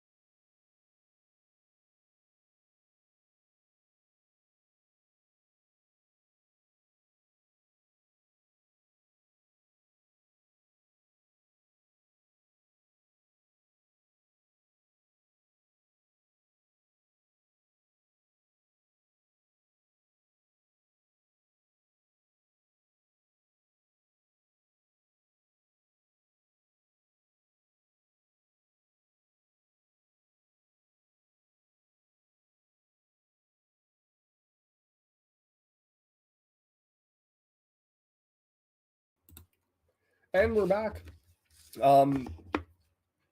Did you miss me? Asking James to avoid a yellow is a bit daft. Potentially, I'll take it, but I don't want a 2-game suspension. Yes, I've heard that he's close to coming back. I thought that he was actually. I read a tweet that, or no, was it tweet or was it in the leader? That there was discussion that he was actually available for this for selection for the team today. So I think he is really close. So we'll see what ends up happening there. Interesting too, and just a reminder, we're on for after the 90 minutes. Whether if you're watching me on YouTube, well, I guess you have to be for this one. I only put it on YouTube today. In the description below is the link to be able to join. Come and join. Have a chat. Do that. It was an interesting analytics from the last game, and I suspect it's because we won 4-0. I got 5 times the views after the match, after 90 minutes. And thanks, Weather Guy. I appreciate that. Got 5 times the views post match that I did during the actual live after the 90 minutes. It's by far the most watched to date so far through my channel anyway. So I haven't gone around the horn to see who's all streaming it as to Racecourse Ramble, Local Pundit, Two Beards Wrexham, Welsh Beast. Carl does think he might be able to make it. So join us for the after the 90 minutes. We'll shut this down 5-10 minutes after the game, hopefully celebrating 3 points. And we'll see how that all goes and when everybody gets to have their say on what they saw. And it's always interesting because you're getting my perspective, but it's always interesting to go around and get people who were either at the game or watching elsewhere or just hearing from home and feeding information into the people who may not have seen exactly what happened. And so join us for that and share your thoughts. We had Aruba join. I think it was Diana Albers who joined from Aruba. We've had Australia. We've had Wrexham. So feel free to join that one. And while you're here, and if you're still here, hit that like button down below and let everybody know that we're doing our stuff. 146 people watching right now. I anticipate that'll go up a little bit in the second half. And so, yeah, good times. Good times. Having a lot of fun doing this sort of thing.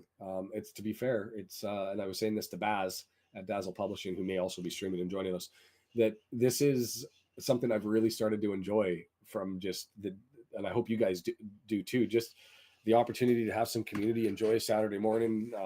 It's almost like sitting around with friends watching the game, as close as we can get anyway. And it makes for a good week, and makes the wins better, and it makes this losses a little bit more tolerable, right? So yeah, appreciate it. As the players are starting to make their way out, the heels are getting pumped up into the air. Everybody's getting ready to go. Should be an interesting one too, because Palmer's been solid but not spectacular. Mullen's been a beast today and a handful. That goal that he assisted on was just all straight effort, and he's had a couple of 2 overhead flicks to try and free an extra opportunity on goal, which has to be commended, because you keep that work rate up. One of those times that goals, you're going to get a goal. No, that's all good. I don't expect anybody to join the after 90 minutes, but if you get the opportunity, I certainly welcome it. And we'll see you at some time. Why do I keep going yellow to white?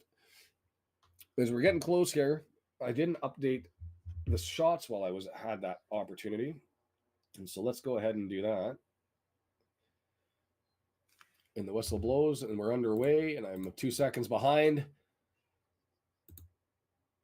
I appreciate that, Scott. And that's a giveaway, a bad pass by by Morecambe, and we've got the throw in, and we've given it away. Lee tried to rush that forward to the forwards, and the strike pairing just not able to get their foot on it, and it's getting battered around in the midfield, and we've settled it down with possession back through Boyle.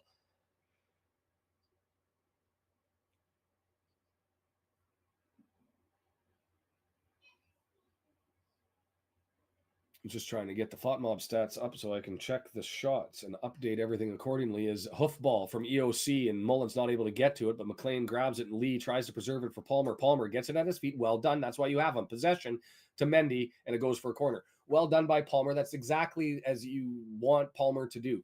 Difficult ball to settle down, and he manages to hold off a defender with his big frame, knock it down to his feet, and get the play going. And so, thank you, Andrew. And yes, indeed, Brendan, we're getting it going early with it's going to be Elliott Lee taking it, right-footed in-swinger from the left side. I still want to see McLean taking these things.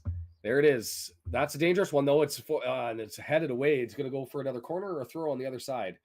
It's going to go for a corner on the other side. So that was dangerous, maybe a little bit too close to goal, but the keeper, Mayer, didn't come out and get it. It had to be headed away, and it gets headed away down the opposite way and rolls, fortunately for us, just to go on the other side of the corner flag, and Lee sets it up over there. Going to be a right-footed outswinger this time, as he was looking to try. The wind is strong down on that right corner in the last half, and here the wind is blowing the ball. Dangerous and headed in just over top. Well done, threatening. It was right there. I don't know who actually got their head on it. Was it Max? Ugh. It was there. It was a header. It was just, I didn't miss by much, but that one was better. Oh, that maybe you wanted Max to do a little bit more there on that one. It did fall on his head. He was on the floor. He had his feet still down. He was bending down to be able to head that one, and he didn't get it to the left. It went to the right, and so that was the wrong way. But I would say that one of those corners was really good. The second one was quite good. The first one was too close to the goal to really be a threat. Just happened to be the center back who cleared it out. Boyle puts it to Lee around his man, open spaced on the left side, 18-yard box. He stops, draws it back, pulls it forward. Mullen in front of the area, and it's there for Kennan. Oh, big save by Mayer. Rebound, poked away, knocked out, and we're going to get a throw on the far side. Oh, swarming. Let's go. Get one here. I don't want this to be this we can't finish narrative at the end. I want it right now. McLean grabs it, and it gets back to Max. Max puts it forward, trying to find somebody, but the defender steps in front, and here comes Morecambe the other way. 3 bodies forward, 4 bodies forward, and well done, Mr. O'Connell. Stole that one off the ground, gets it to Max, turns it away. Pushed. Palmer with it in behind. Can he get there? He does. Oh, push down. I think that was a bit of a flop. Free kick. Great position. I think he definitely got pushed. Red. Yellowed to red. Yellow to red. See you later on the push. And I think that Palmer, he definitely got pushed in the back. Definitely got pushed in the back. But I do think that he could have stayed on his feet. But he took the opportunity, and that's what happens. You make the question, you ask the question, you get answers. And that was number 23. Max Melbourne with the 2 yellows. Rex has the advantage. We're up a man. Let's go. Woo. And even better news, Swindon finds a way to score. Tell me, Brendan, I'm especially looking at you because you watched the flop meter. I'm looking at you. Did you think that was a flop? So Lee's going to serve this one up. He's going to be, 3 yards out of the 18-yard box on the right-hand side. Dangerous territory. It's certainly going to be a cross. He may draw it back to Cannon, but he's being guarded. Signal, left hand up. Here, hand down, cross in, chipped up, over top, head. It's down. It's still loose. It's scrambly. It's there. And O'Connell tries to sweep, but it ends up falling. And Brendan says that was a flop. It was definitely and Mansfield. You're ruining it, Mansfield. We just got excited for a moment and then decided to come back into it. Lee, 18-yard box. He flicked it forward, but Mullen went too far the wrong way. And it's intercepted and punched out. And here comes Morecambe the other way. Knocked out, and they'll get a throw in. Morecambe will. Hi. We're up a man. Let's get a goal. Morecambe finds a way to steal points. We don't need them to steal points. It was a yellow to a red, to be fair. So it didn't have to be it wasn't a straight red. That was a yellow to a red. But I do think that it was a foul for sure, but it was a push on the back. But I think Palmer could have stayed on his feet, but he took the opportunity and went down. As we've nicked the ball on the throw, it went back out, and it'll be our throw. Mendy on the left-hand side, throwing it back to Boyle as we set it up. Come on now, come on. If things settle down, I'll bring another poll as to whether you thought that was a yellow on them. Barnett on the right-hand side, 2 men with him as he's working his tail off, gets it stuck into the corner. And it's goal kick, they say. I thought that was a corner. Oh, W&G. We can't go ahead and say things like that, can we? Not until we at least score one more. We've got to get one more here. And I don't want to be sitting here in the 70th minute because we've been in this situation before. I don't want to be sitting in the 70th minute going, what the hell? Why aren't we finishing any of our opportunities? Sub coming in, Tutonda, who I know is a defender, coming in to pull out Adams, who's one of their midfielders. So they're bringing in some extra defensive help. Sharky's got my... No, Gail, it was just he had a yellow from previous, which is why it was yellow to red. And so he didn't give the taking away the scoring chance. That was a yellow for the foul, I believe. I'll take 2 on us. I'll take anything Wrexham. Everybody's getting excited. Lee will score again in added time. Wensley, we don't need the defibrillators out for this one. We have an opportunity here to wield some early magic and put it in control. Elliot Lee, well done, sir. Dances around 2 people, gets it to Mendy, who's able to serve it up, but nobody in the box. And a misplay by the substitute Totunda, and we're going to get a corner over on the right-hand side. Lee looking to potentially take it short. Totunda saying, come on out here and guard against the short ball.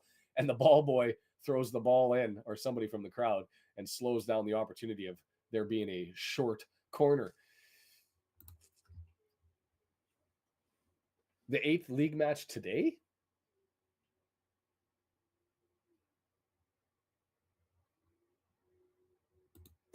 Yeah, one-way traffic, and that's why I want the early one.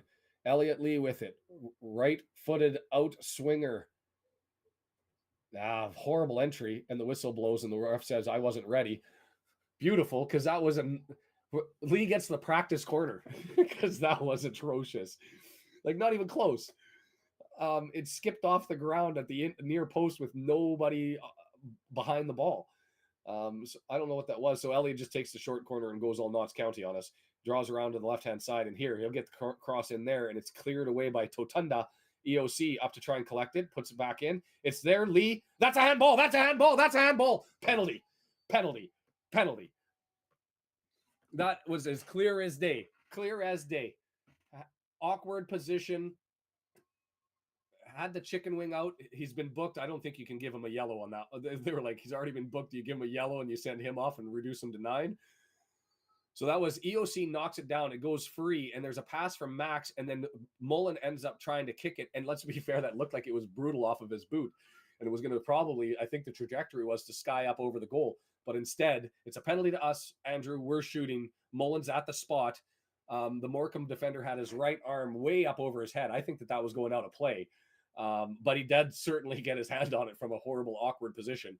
And Mullen stands up on the spot, looking to take this with his right foot. Mayer staring him down, making himself wide. Referee steps back outside of the 18-yard box as the players jockey. Not really that much to line in. There's some faith. There's some belief. Let's get this one. Paul Mullen, whistle blows. Stepping forward, right-footed. Scores!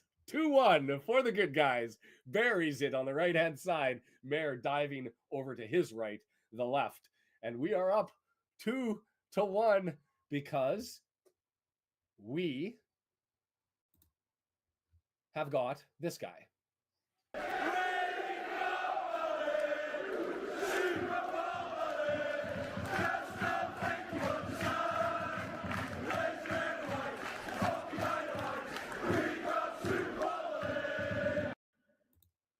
Oh, it's a beautiful, wonderful, amazing second half. Awesome. Keep this running now. Let's get one more. This is still a team that plays good in the depth, and they're nervy. I want to get a 2-goal lead. I'm greedy. Smash time. Smash time. Let's go. We're underway. Feels a lot better when you're up and we're sitting yes, W and G. I appreciate that, as I knew that was going to happen with the 3 points and the way that the score was going. But for the pleasant reminder that second place currently sitting Wrexham. Missed kick by Max there. He pumped that one out of play, and so they're going to get a throw in 30 yards out as the sound's gone a little wonky here. I don't know if you guys are having problems on your end. I think it's tried to enter that into the box, but it's there. Cannon's able to collect that, knock it down, and he just clears it out for a throw. It looks like it deflected because we're grabbing the ball.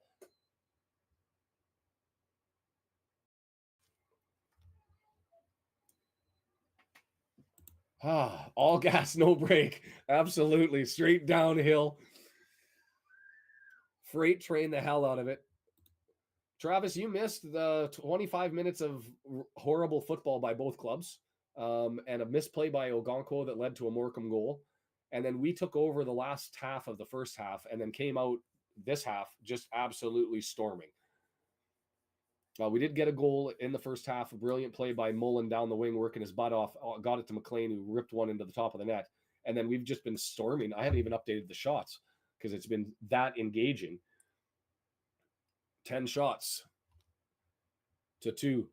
And just as I say that, we're going under attack. So I can't even update as McLean has it at the front of the area from Palmer, doing his thing, maintaining possession, getting it to Lee. But we give it away, and here they come on the run. And Cannon goes and nicks it. And whoa.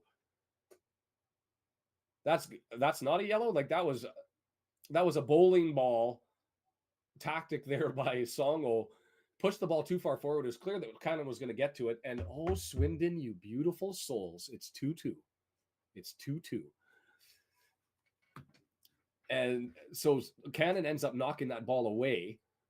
And it's well clear, but Songo has so much momentum that he just blows up like straight tackle, rugby tackle on Cannon. And so it gets cleared down, it goes out of bounds, and Morecambe's going to get the throw in any event, as I can now maybe try to update the shots. 7, 8, 9, 10, 11. That's how the first half has been. 11 shots, 1.46 expected goals, 2 big chances, 164 passes at 70%, 6 corners to 2, and 56% possession. And we're up by a man. New subscribers, Camillo and Michael, welcome. Thanks for joining. Absolute. That's the emoticon to use for that first half. Just ugly. But Looking for Swindon to try and steal one. Looking for Newport to hold on. Doncaster to hold on. We could be getting help. We've set ourselves up, but this is a team that does strange, weird things and finds ways to nick points. And one goal is not enough. I'd like us to nick a point away. I don't need an MK Dons replay here. Well done. Curls it around the defender, gets it to Mendy on the left-hand side. I missed who that was. Was that McLean? Draws it back to Boyle, gives it back to Mendy, who's running the top knot today. Gets it over to Lee. Edge of the area, gets to Cannon, who's standing in front. He's looped it offside. If it's, amazing save anyway. I think it would have been offside, but holy crap. Palmer with the header had the top right corner absolutely pegged. Was he onside? I think he was off. Double change. Well, it must be Morecambe making the double change. Surely the hell it's not us at the 59th minute. No shots for Morecambe since basically the first half of the first half.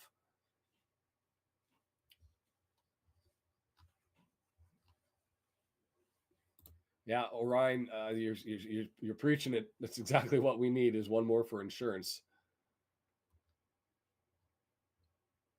Come on, Newport. Come on, Newport.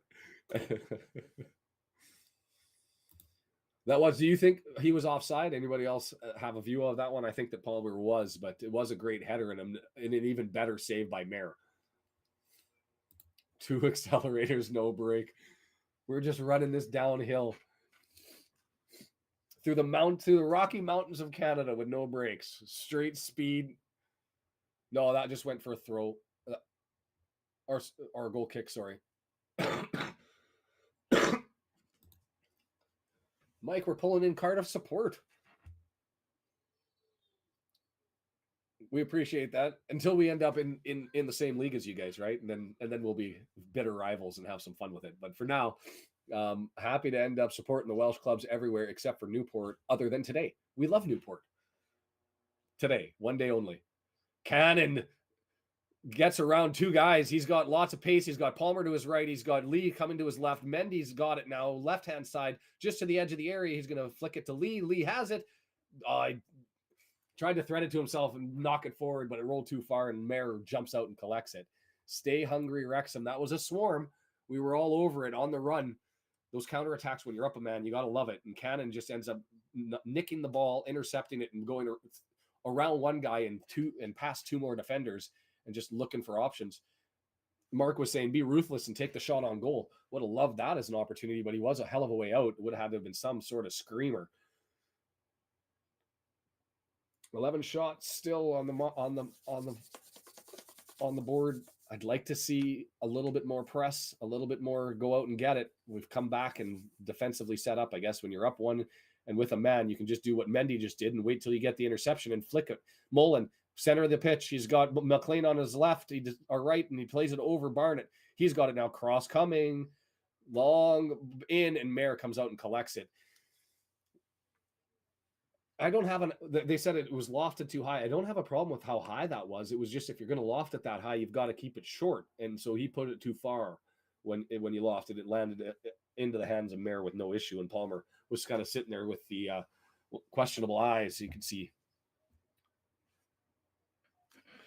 Mayer taking his time, just throws it in down the left side for them, far side on the TV camera. It's how it happens. All of a sudden, the numbers start to move and everybody else joins in, and I love that. Hit the like button while you're here. Bring in everybody. Let them know we're over here. After 90 minutes to follow, as well as Palmer, another interception, and he's got it. He's being held by the hips.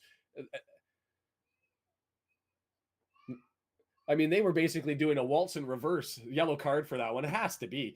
I mean, I don't think it was necessarily threatening, but he had him around the right arm backwards and the left waist, and he was spinning him around. You could have played the Blue Danube on that one, and they could have had a 2-step and a little bit of a flop after getting spun around.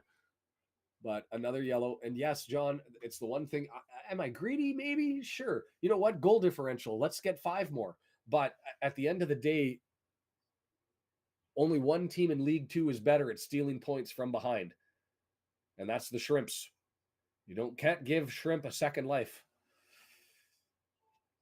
That was interesting. I saw a little heart go up, so I guess that means somebody likes something. Oh, nice little attempted pass by Mullen to Lee, but it ended up getting nicked, and that's got to be a...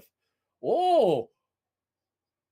If I was a Morecambe fan, I'd be upset. I think that Mullen clipped the player in the heels. And then, so they just ripped down Barnett, and they've gone the other way. The ref has put his whistle away for the time being. The standard going back to what it was in the first half. And here comes Morecambe over the midfield stripe, down the left side.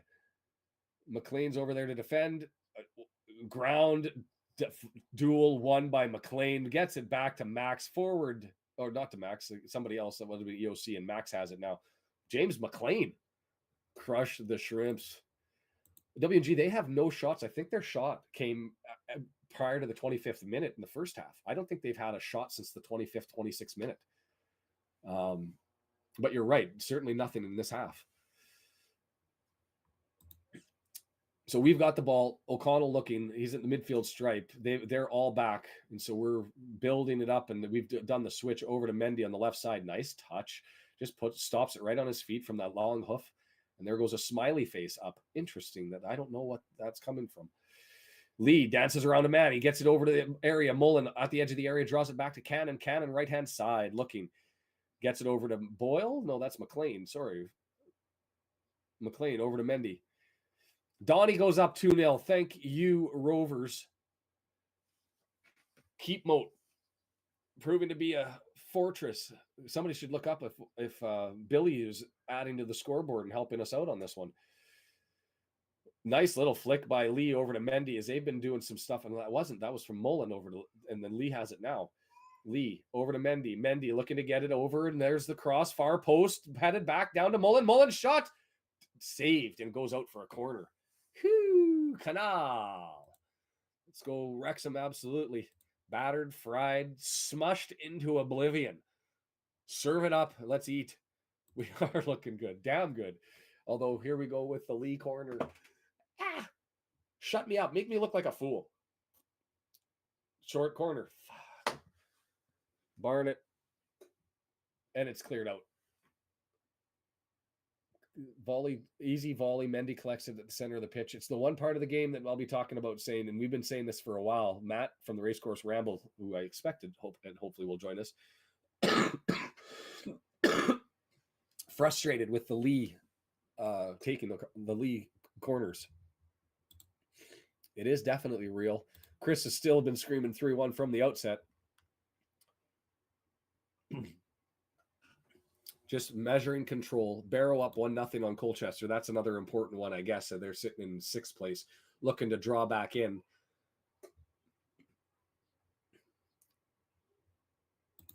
John, that's an excellent call, and nice to see you, my friend. Would like to. I'm all for taking McLean off now. We've got Young back there, so no reason to leave him on there, although he's had an amazing game defensively.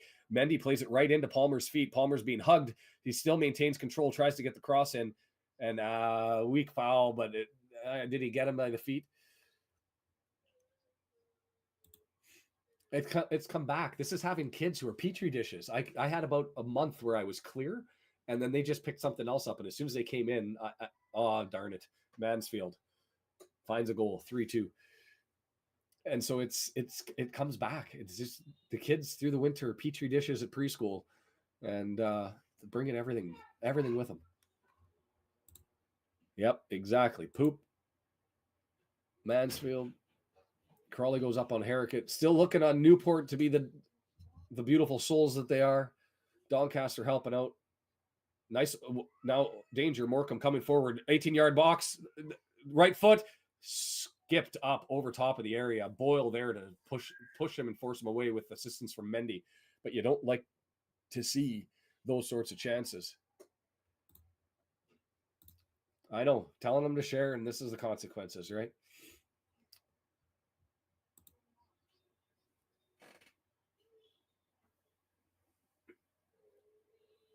Goal kick out to us. Short ball. Move forward over to Max on the right-hand side, and here we go forward, hoping for a draw. Take points any way you can from the people at the top, right?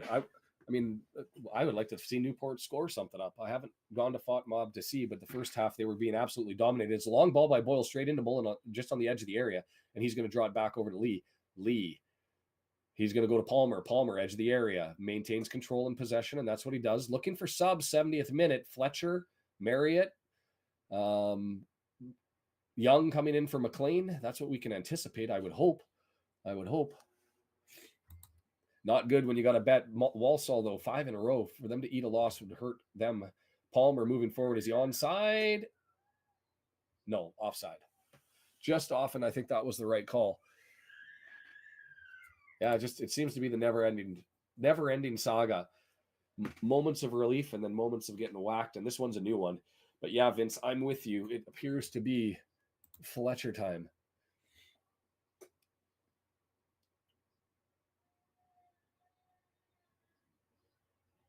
Still lots of time. 70th minute. Scores are going to change all over. Hope they don't change here, or if they do, it's just the men in black adding to it as Max is defending the forward, trying to goal kick. I think that was a mistake. Slew's got a yellow for dissent, and he has a patty again, but I think that Slew bounced that off of Max at the edge here. It might have been out already. It's close. But gave the goal kick. Somebody got a foot on it. I think it was Slew. The question is it bang into Max? And the other question is did it get played after it had already crossed the line? But in any event, goal kick, no harm to us. We'll take those sorts of calls as little helps coming forward. Mendy gets it left-hand side in acres of space as they're down a man still, and they're leaving that left side open, it seems, most often than not. So we're building through it. Lee to Cannon. Gets it back, gets it to Mullen. He's being held up, but he fights through. See, I like that from Mullen. Don't fall to the ground. Stay on your feet and work it. He ended up losing possession, but that's the effort I like, is here come the Shrimps down the left-hand side. Black jersey screaming back. Max goes up and challenges Slew. There's a bit of a hold and a grab, and it's a turnover, and the ref lets it go. The Morecambe fans are just beside themselves. Like, there is so much screaming.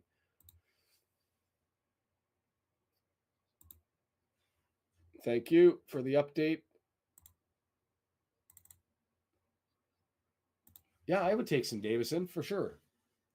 I just want McLean off right now. And I mean, we're at the 70th minute. Bring in some fresh legs to a team that's exhausted with down a man. Mullen and Palmer have been great, and we were onside, but that ball searching over from Lee didn't make it all the way through, and Palmer's on his horse trying to collect it. Offside, miles offside. That was a long hoof ball that went all the way down, and you kind of hoped he was offside, because if he wasn't, he would have been a free and away and clear, but pretty clear that he was way off. Vinyl's with me. Stay on your feet. I mean, it didn't work out in that circumstance, but that was a brilliant opportunity where he had that chance to turn it over to the right-hand side, and it only existed and was available because he'd stayed on his feet. I'm supposed to be at that game. That was the game that I earmarked, was Mansfield at home and Doncaster away. But I opted not to go because of circumstances with the house and all that sort of stuff, and so we're going to stay close to home. But as those games draw near, I'm a little bit sadder. Lee draws it in, and I flicked it too far to the left, and so it's going to go harmlessly for a goal kick. But he had numbers up there. I think he got too much on it when he tried to cross it back against his body, and it rolled too far over to the left. But brilliant idea. No look pass looking for Mullen, but just a little bit too far, and Mayer thumps it down the pitch. 2 forwards up there. O'Connell just gives it to the free man who's back, and Boyle just sends it the other way. Mullen flicked on to the feet of a Morecambe defender. Where are the subs, Di, right? Where are the subs? Mayer, I don't see anybody stirring. Oh, and the Bronx cheer goes out for the referee who gave a foul against Slew. And Slew disgustingly throws the ball back to be like, I finally got a call. I will say I haven't had an issue with many of the fouls that have been called, but it has been, if you're counting the number of fouls, a lot of fouls in favor of Wrexham. And so being an away game, every time there's a call that goes against us, they've gone the other way. They're playing in San Francisco. Well, actually, Santa Cruz. Do I have that right? Or Santa Clara? Santa Clara? Anywhere. It's near San Jose. I did see that one. I'm hoping that that's the last game. The linesman's an idiot. You're at the match right now. Guy, you're going to have to tell us, are you saying he's an idiot to the benefit of Wrexham or to the benefit? I don't know why he has been an idiot. I missed something there. It's headed in and dangerous. Ogonkwo with the save. Whoo, big save by Badeau on a long entry that just got missed by everybody except for Badeau. That was the substitute that came in, the defensive back, just a long ball forward, and they split O'Connell and Boyle and managed to get a header. Big save, and it's going to be a corner here. That's the type of garbage that we don't need. And I said 70th minute, I don't want this to be an MK Dons where we're up. We've got red card. We're steaming. Things are looking great. I mean, at that point, I guess it was we were tied, but then we took a red card. Long corner, and it almost like an Olympico, but it goes on top of the net. Santa Clara, thank you, W&G and Brett, for that one. But there, and I think from what Kerr said on Fearless and Devotion is Kerr Humphreys, that is it sounds like they're only going to be on one coast. Now that they've announced the West Coast, I anticipate that they're going to be setting up all their matches, San Francisco, Santa Clara, San Diego, maybe LA, and play all their games there. Mullen thumps it down as that one finally gets clear after an unnecessary bit of pressure by Morecambe. Subs, that's screaming for it, right? They get that. Fletcher's taking his kit off, so we're going to get him coming in. Young and Bolton are having a laugh in behind, but still all kitted up and no one coming in. Boyle's waiting for him to get the sub, and it's going to be Mr. Palmer coming off. And well done by Palmer. Well done.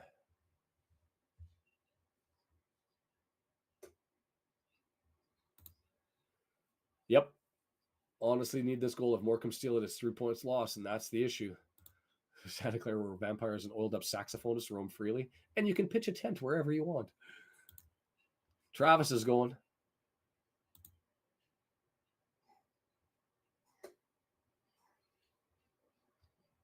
Fresh legs incoming, at least one of them. Mullen's there. He's got Fletcher over to his right. Battle over the left, on the left side, and it's cleared and thumped down the pitch. O'Connell easily knocks it down to Boyle, and we got lots of men back with their two forwards. Brett, welcome to the team. Nice to have you here. Like button's available for everybody who wants to click it. McLean has it, gets it up to Max, and he goes running forward, gets it up to... Is that Barney still? It looked almost like Bolton on the spin with the size, but that is still Barney.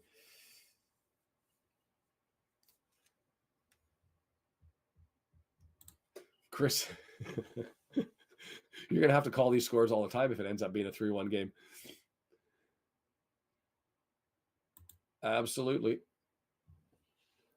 McLean, another steal, and he gets it back.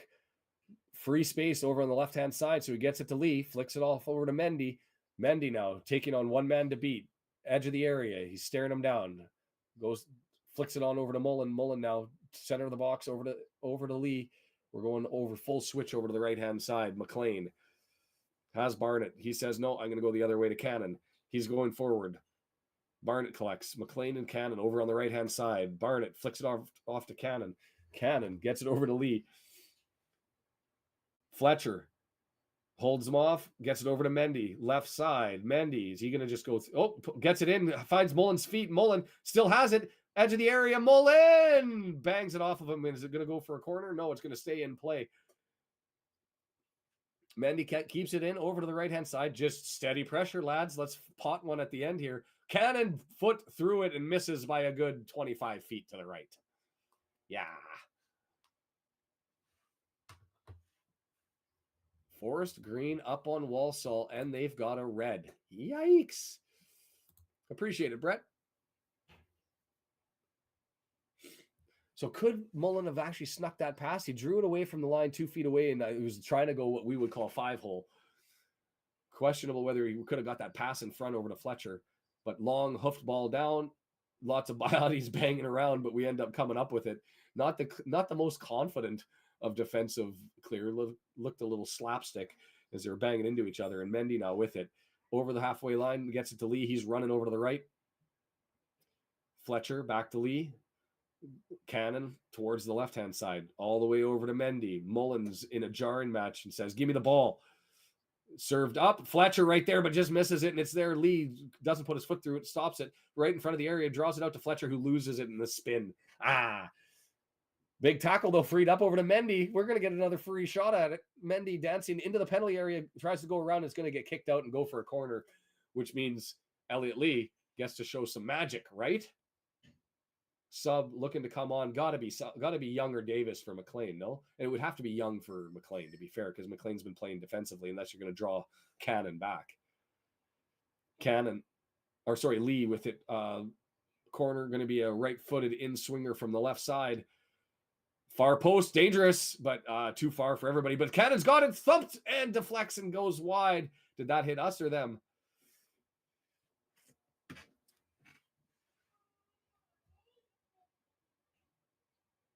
I hope that's not a spoiler.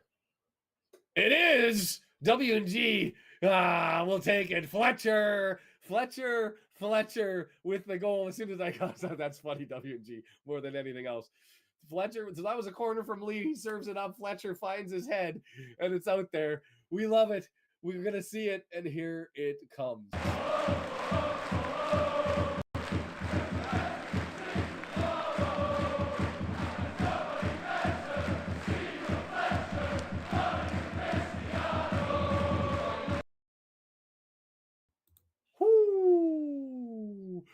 You know what? I can't even get upset at a spoiler like that, especially from W&G, because W&G helps out so much with the site and just probably got too excited.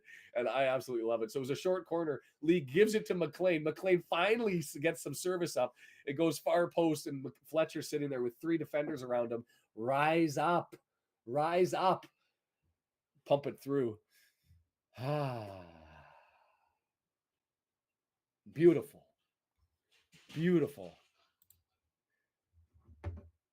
It's we've talked about Lee with the crosses. We finally end up seeing one from somebody else, not really on a true corner, but McLean gets over on that left-hand side. Is his first from the left-hand side, and he pops that one through. Chris McKinney with the laughter. You, sir, can show up anytime you want and predict a score in our favor. And yes, get McLean off now, please. Chris has got to be chuckling, just gives us the little smile. That's got to be the story of them. Or I've got not Chris McKinney. It was the other Chris. It was Chris McGowan. Sorry. We'll leave that one up there. And what if they get 4? Is Mullen sitting there over to Fletcher and just too far? Let's go, Newport. Come on, Newport. And also Swindon. Mullen had him right-footed and just too far. It was like a foot in front of McLean, or not McLean, Fletcher, and Fletcher turns around with the big wide smile. Sorry. McLean should be subbed. It happened 4 minutes ago. I'm not far behind, eh? Ick. I mean, 2 in a row for Mullen as man of the match. I don't know if I can complain. McLean certainly defensively has nicked a ton of possession. But yeah, we're at the end of the day, Mullen with the setup.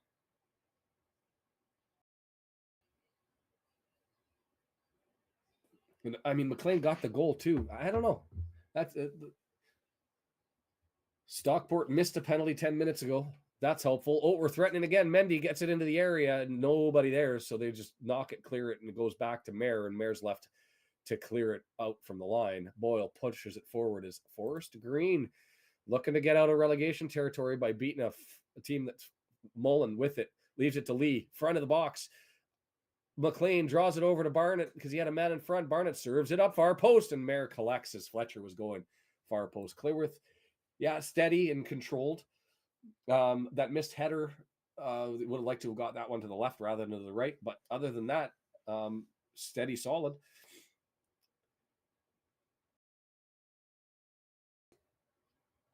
We would like to see some subs. They have to be playing for a point. Doncaster's helped out. No, what I want to do is I want to go to Vegas with you. Slew takes a rip and it bounces off the head of Lee, and there's a push in the box, the scream for a penalty shout, but I don't think there was much in that. And it goes over to Lee. Yeah, I'm all for McLean getting taken off, right? Goal, assist, no yellow means man of the match to James or to McLean. I think that's probably going to be mine, but it's a close one. We'll put those two up. I don't know whether we add Max to the equation. To me, it's definitely between McLean and Mullen for man of the match in this one. Doncaster, also Newport. Yeah, we're go Rovers.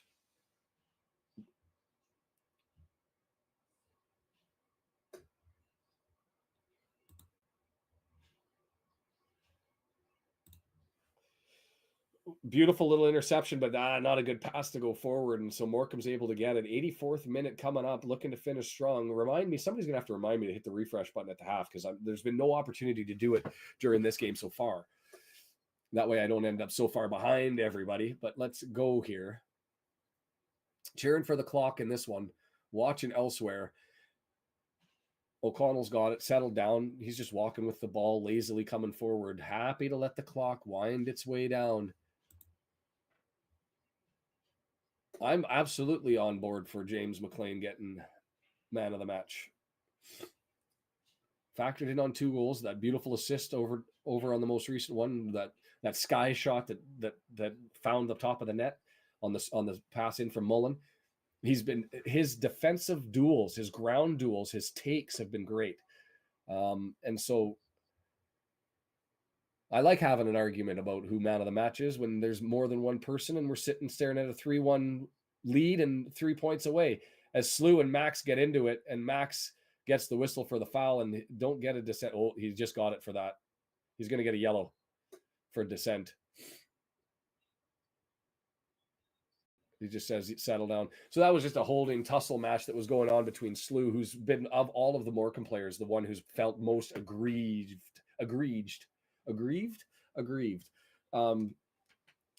And he had hold of him. Yeah, Max has him by the back of the jersey, and Slew was fighting through him, and then he reaches over top. I mean, that's a foul. Wimbledon, what's weird, I'd rather have Knots win that one. Smash that like button. I'm all for it. Get it out there and let people know that we're here. Cannon with it, sends it back. Barnett, happy to just thump it down and leave it to Mullen to do some work as he lets it bounce, and he's got position to take control and flicks it in the air and waits for support. Well done.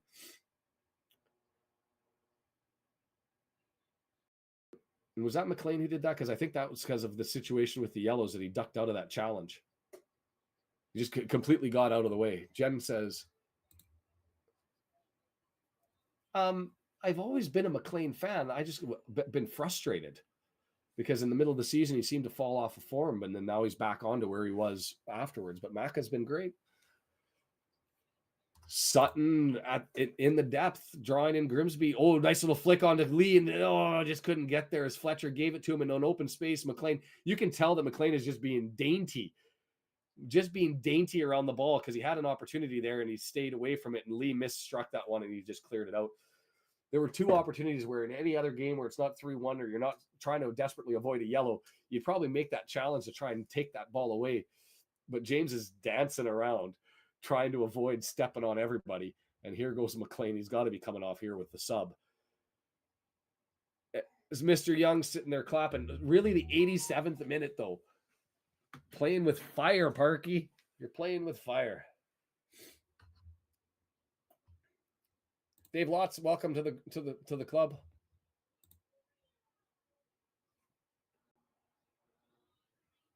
Yeah, no, I picked that up, Andrew. I'm just way too far behind. And we're going to get Marriott, who's going to come in for Mullen. So the big rock stars getting their round of applause as they come off. The 2 people that we've been discussing as potential man of the matches. Young drawing into the midfield for McLean. Marriott going to get a run out for the last 8 minutes. I would have liked to have seen him get a little bit longer run out. A 3-1 game. He needs to open his account with us. So we can criticize the substitutions again, even in a 3-1 victory, I say.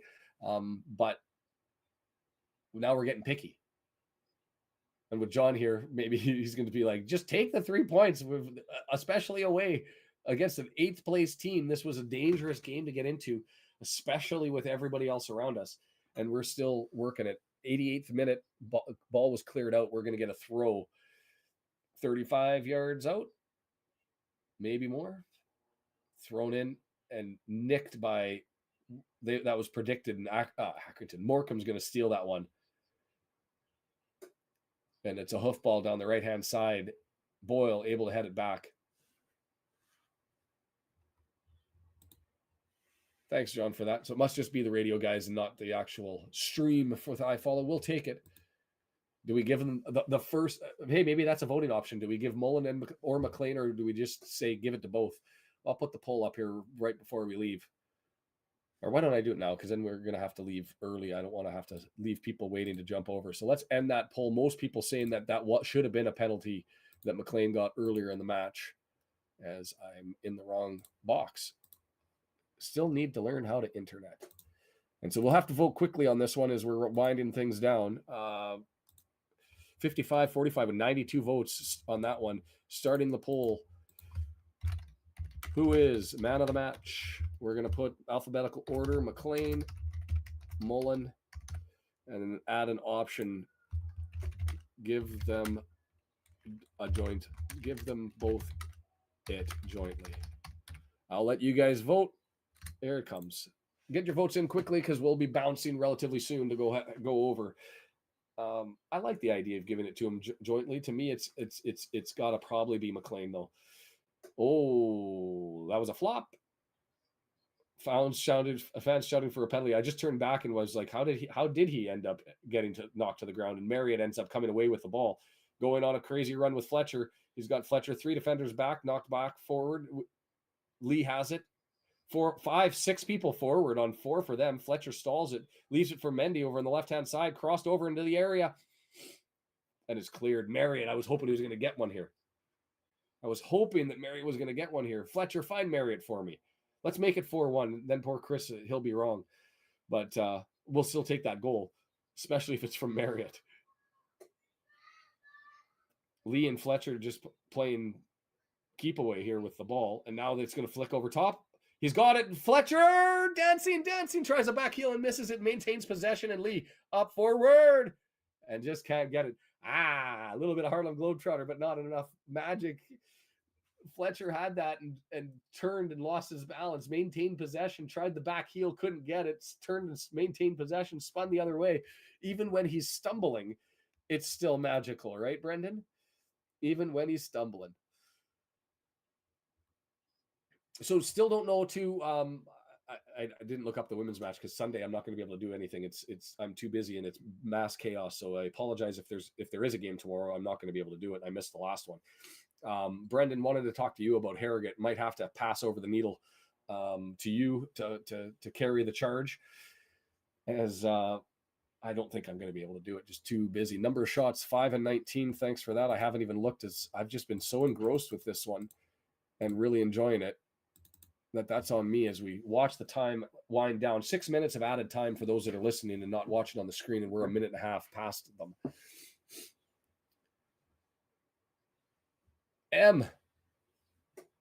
You missed it. You missed, Jesus, what were the last 2 goals? It was a penalty to Mullen on a handball that was missed, and then what was the last one? That was... McLean got the first one. Oh, McLean with the service over to Fletcher on the far post. It was a short corner that Lee gave to McLean, and McLean just lifted it to the air to the far post, and Fletcher rose above 3 defenders and popped that one in.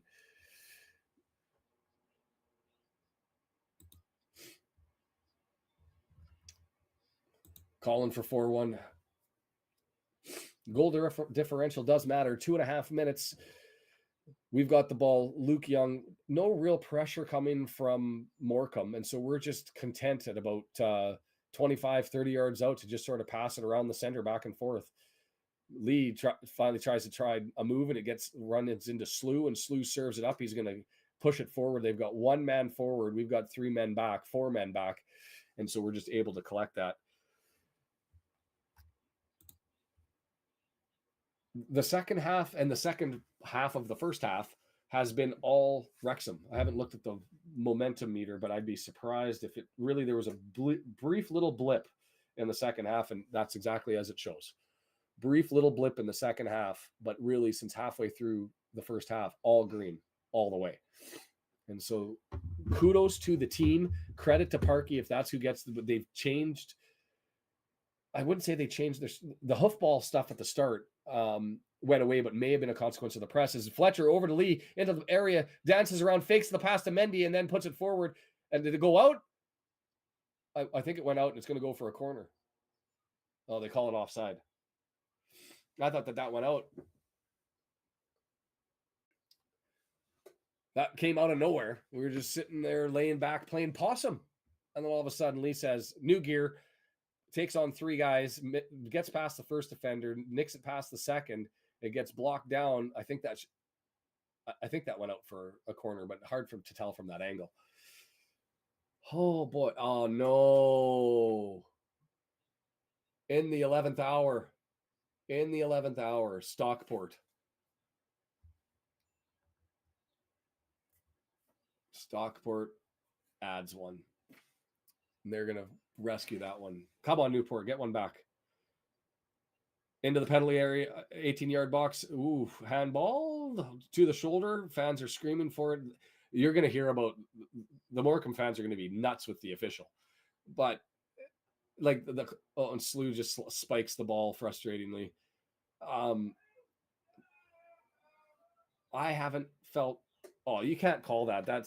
He's got the ball like his arms in. It hit him here, which is borderline area, depending on who the graphics you talk to and your current interpretation as to whether that's a handball. If it's out here and it hits here, a very different story than when he's literally got his arm up against his shoulder.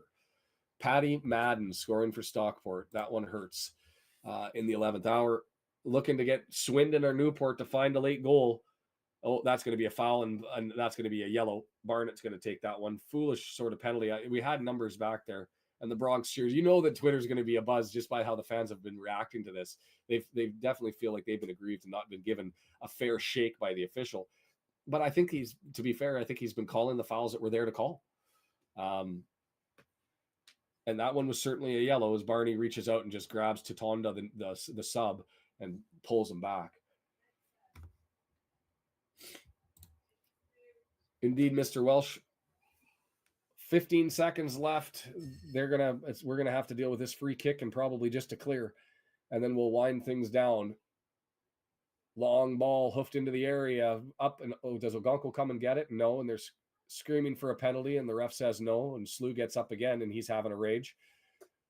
I would be. Oh, Badeau was sorry. Badeau is all over it. I don't think that was a penalty. That was a flop.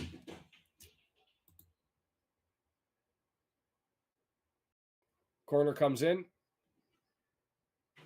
Cleared out. We've got words over in the corner there, but the camera went away from it, which is unfortunate because I don't think that the Morecambe player there in the 11th hour liked that challenge at the end over on the near post from that corner. End of the day, it's a 3-1 win for the good guys. Yeah. Take it, put it in the bank. We'll just look at the scoreboard really, really quickly. A reminder before you leave and before you take off, after 90 minutes, the link is down in the description. You can find it on At the Red Horde. You can click to join us today. Come and join us. Have a conversation. You can do it by audio if I recognize the name and all that sort of stuff. John, take care of our own side of the street and up the league and away we go. And absolutely, I will take that. We did get help from Crew or from Doncaster against Crew today, which is helpful. But did you doubt me? Chris McGowan with the call early announces we're 2 hours delayed on the stream.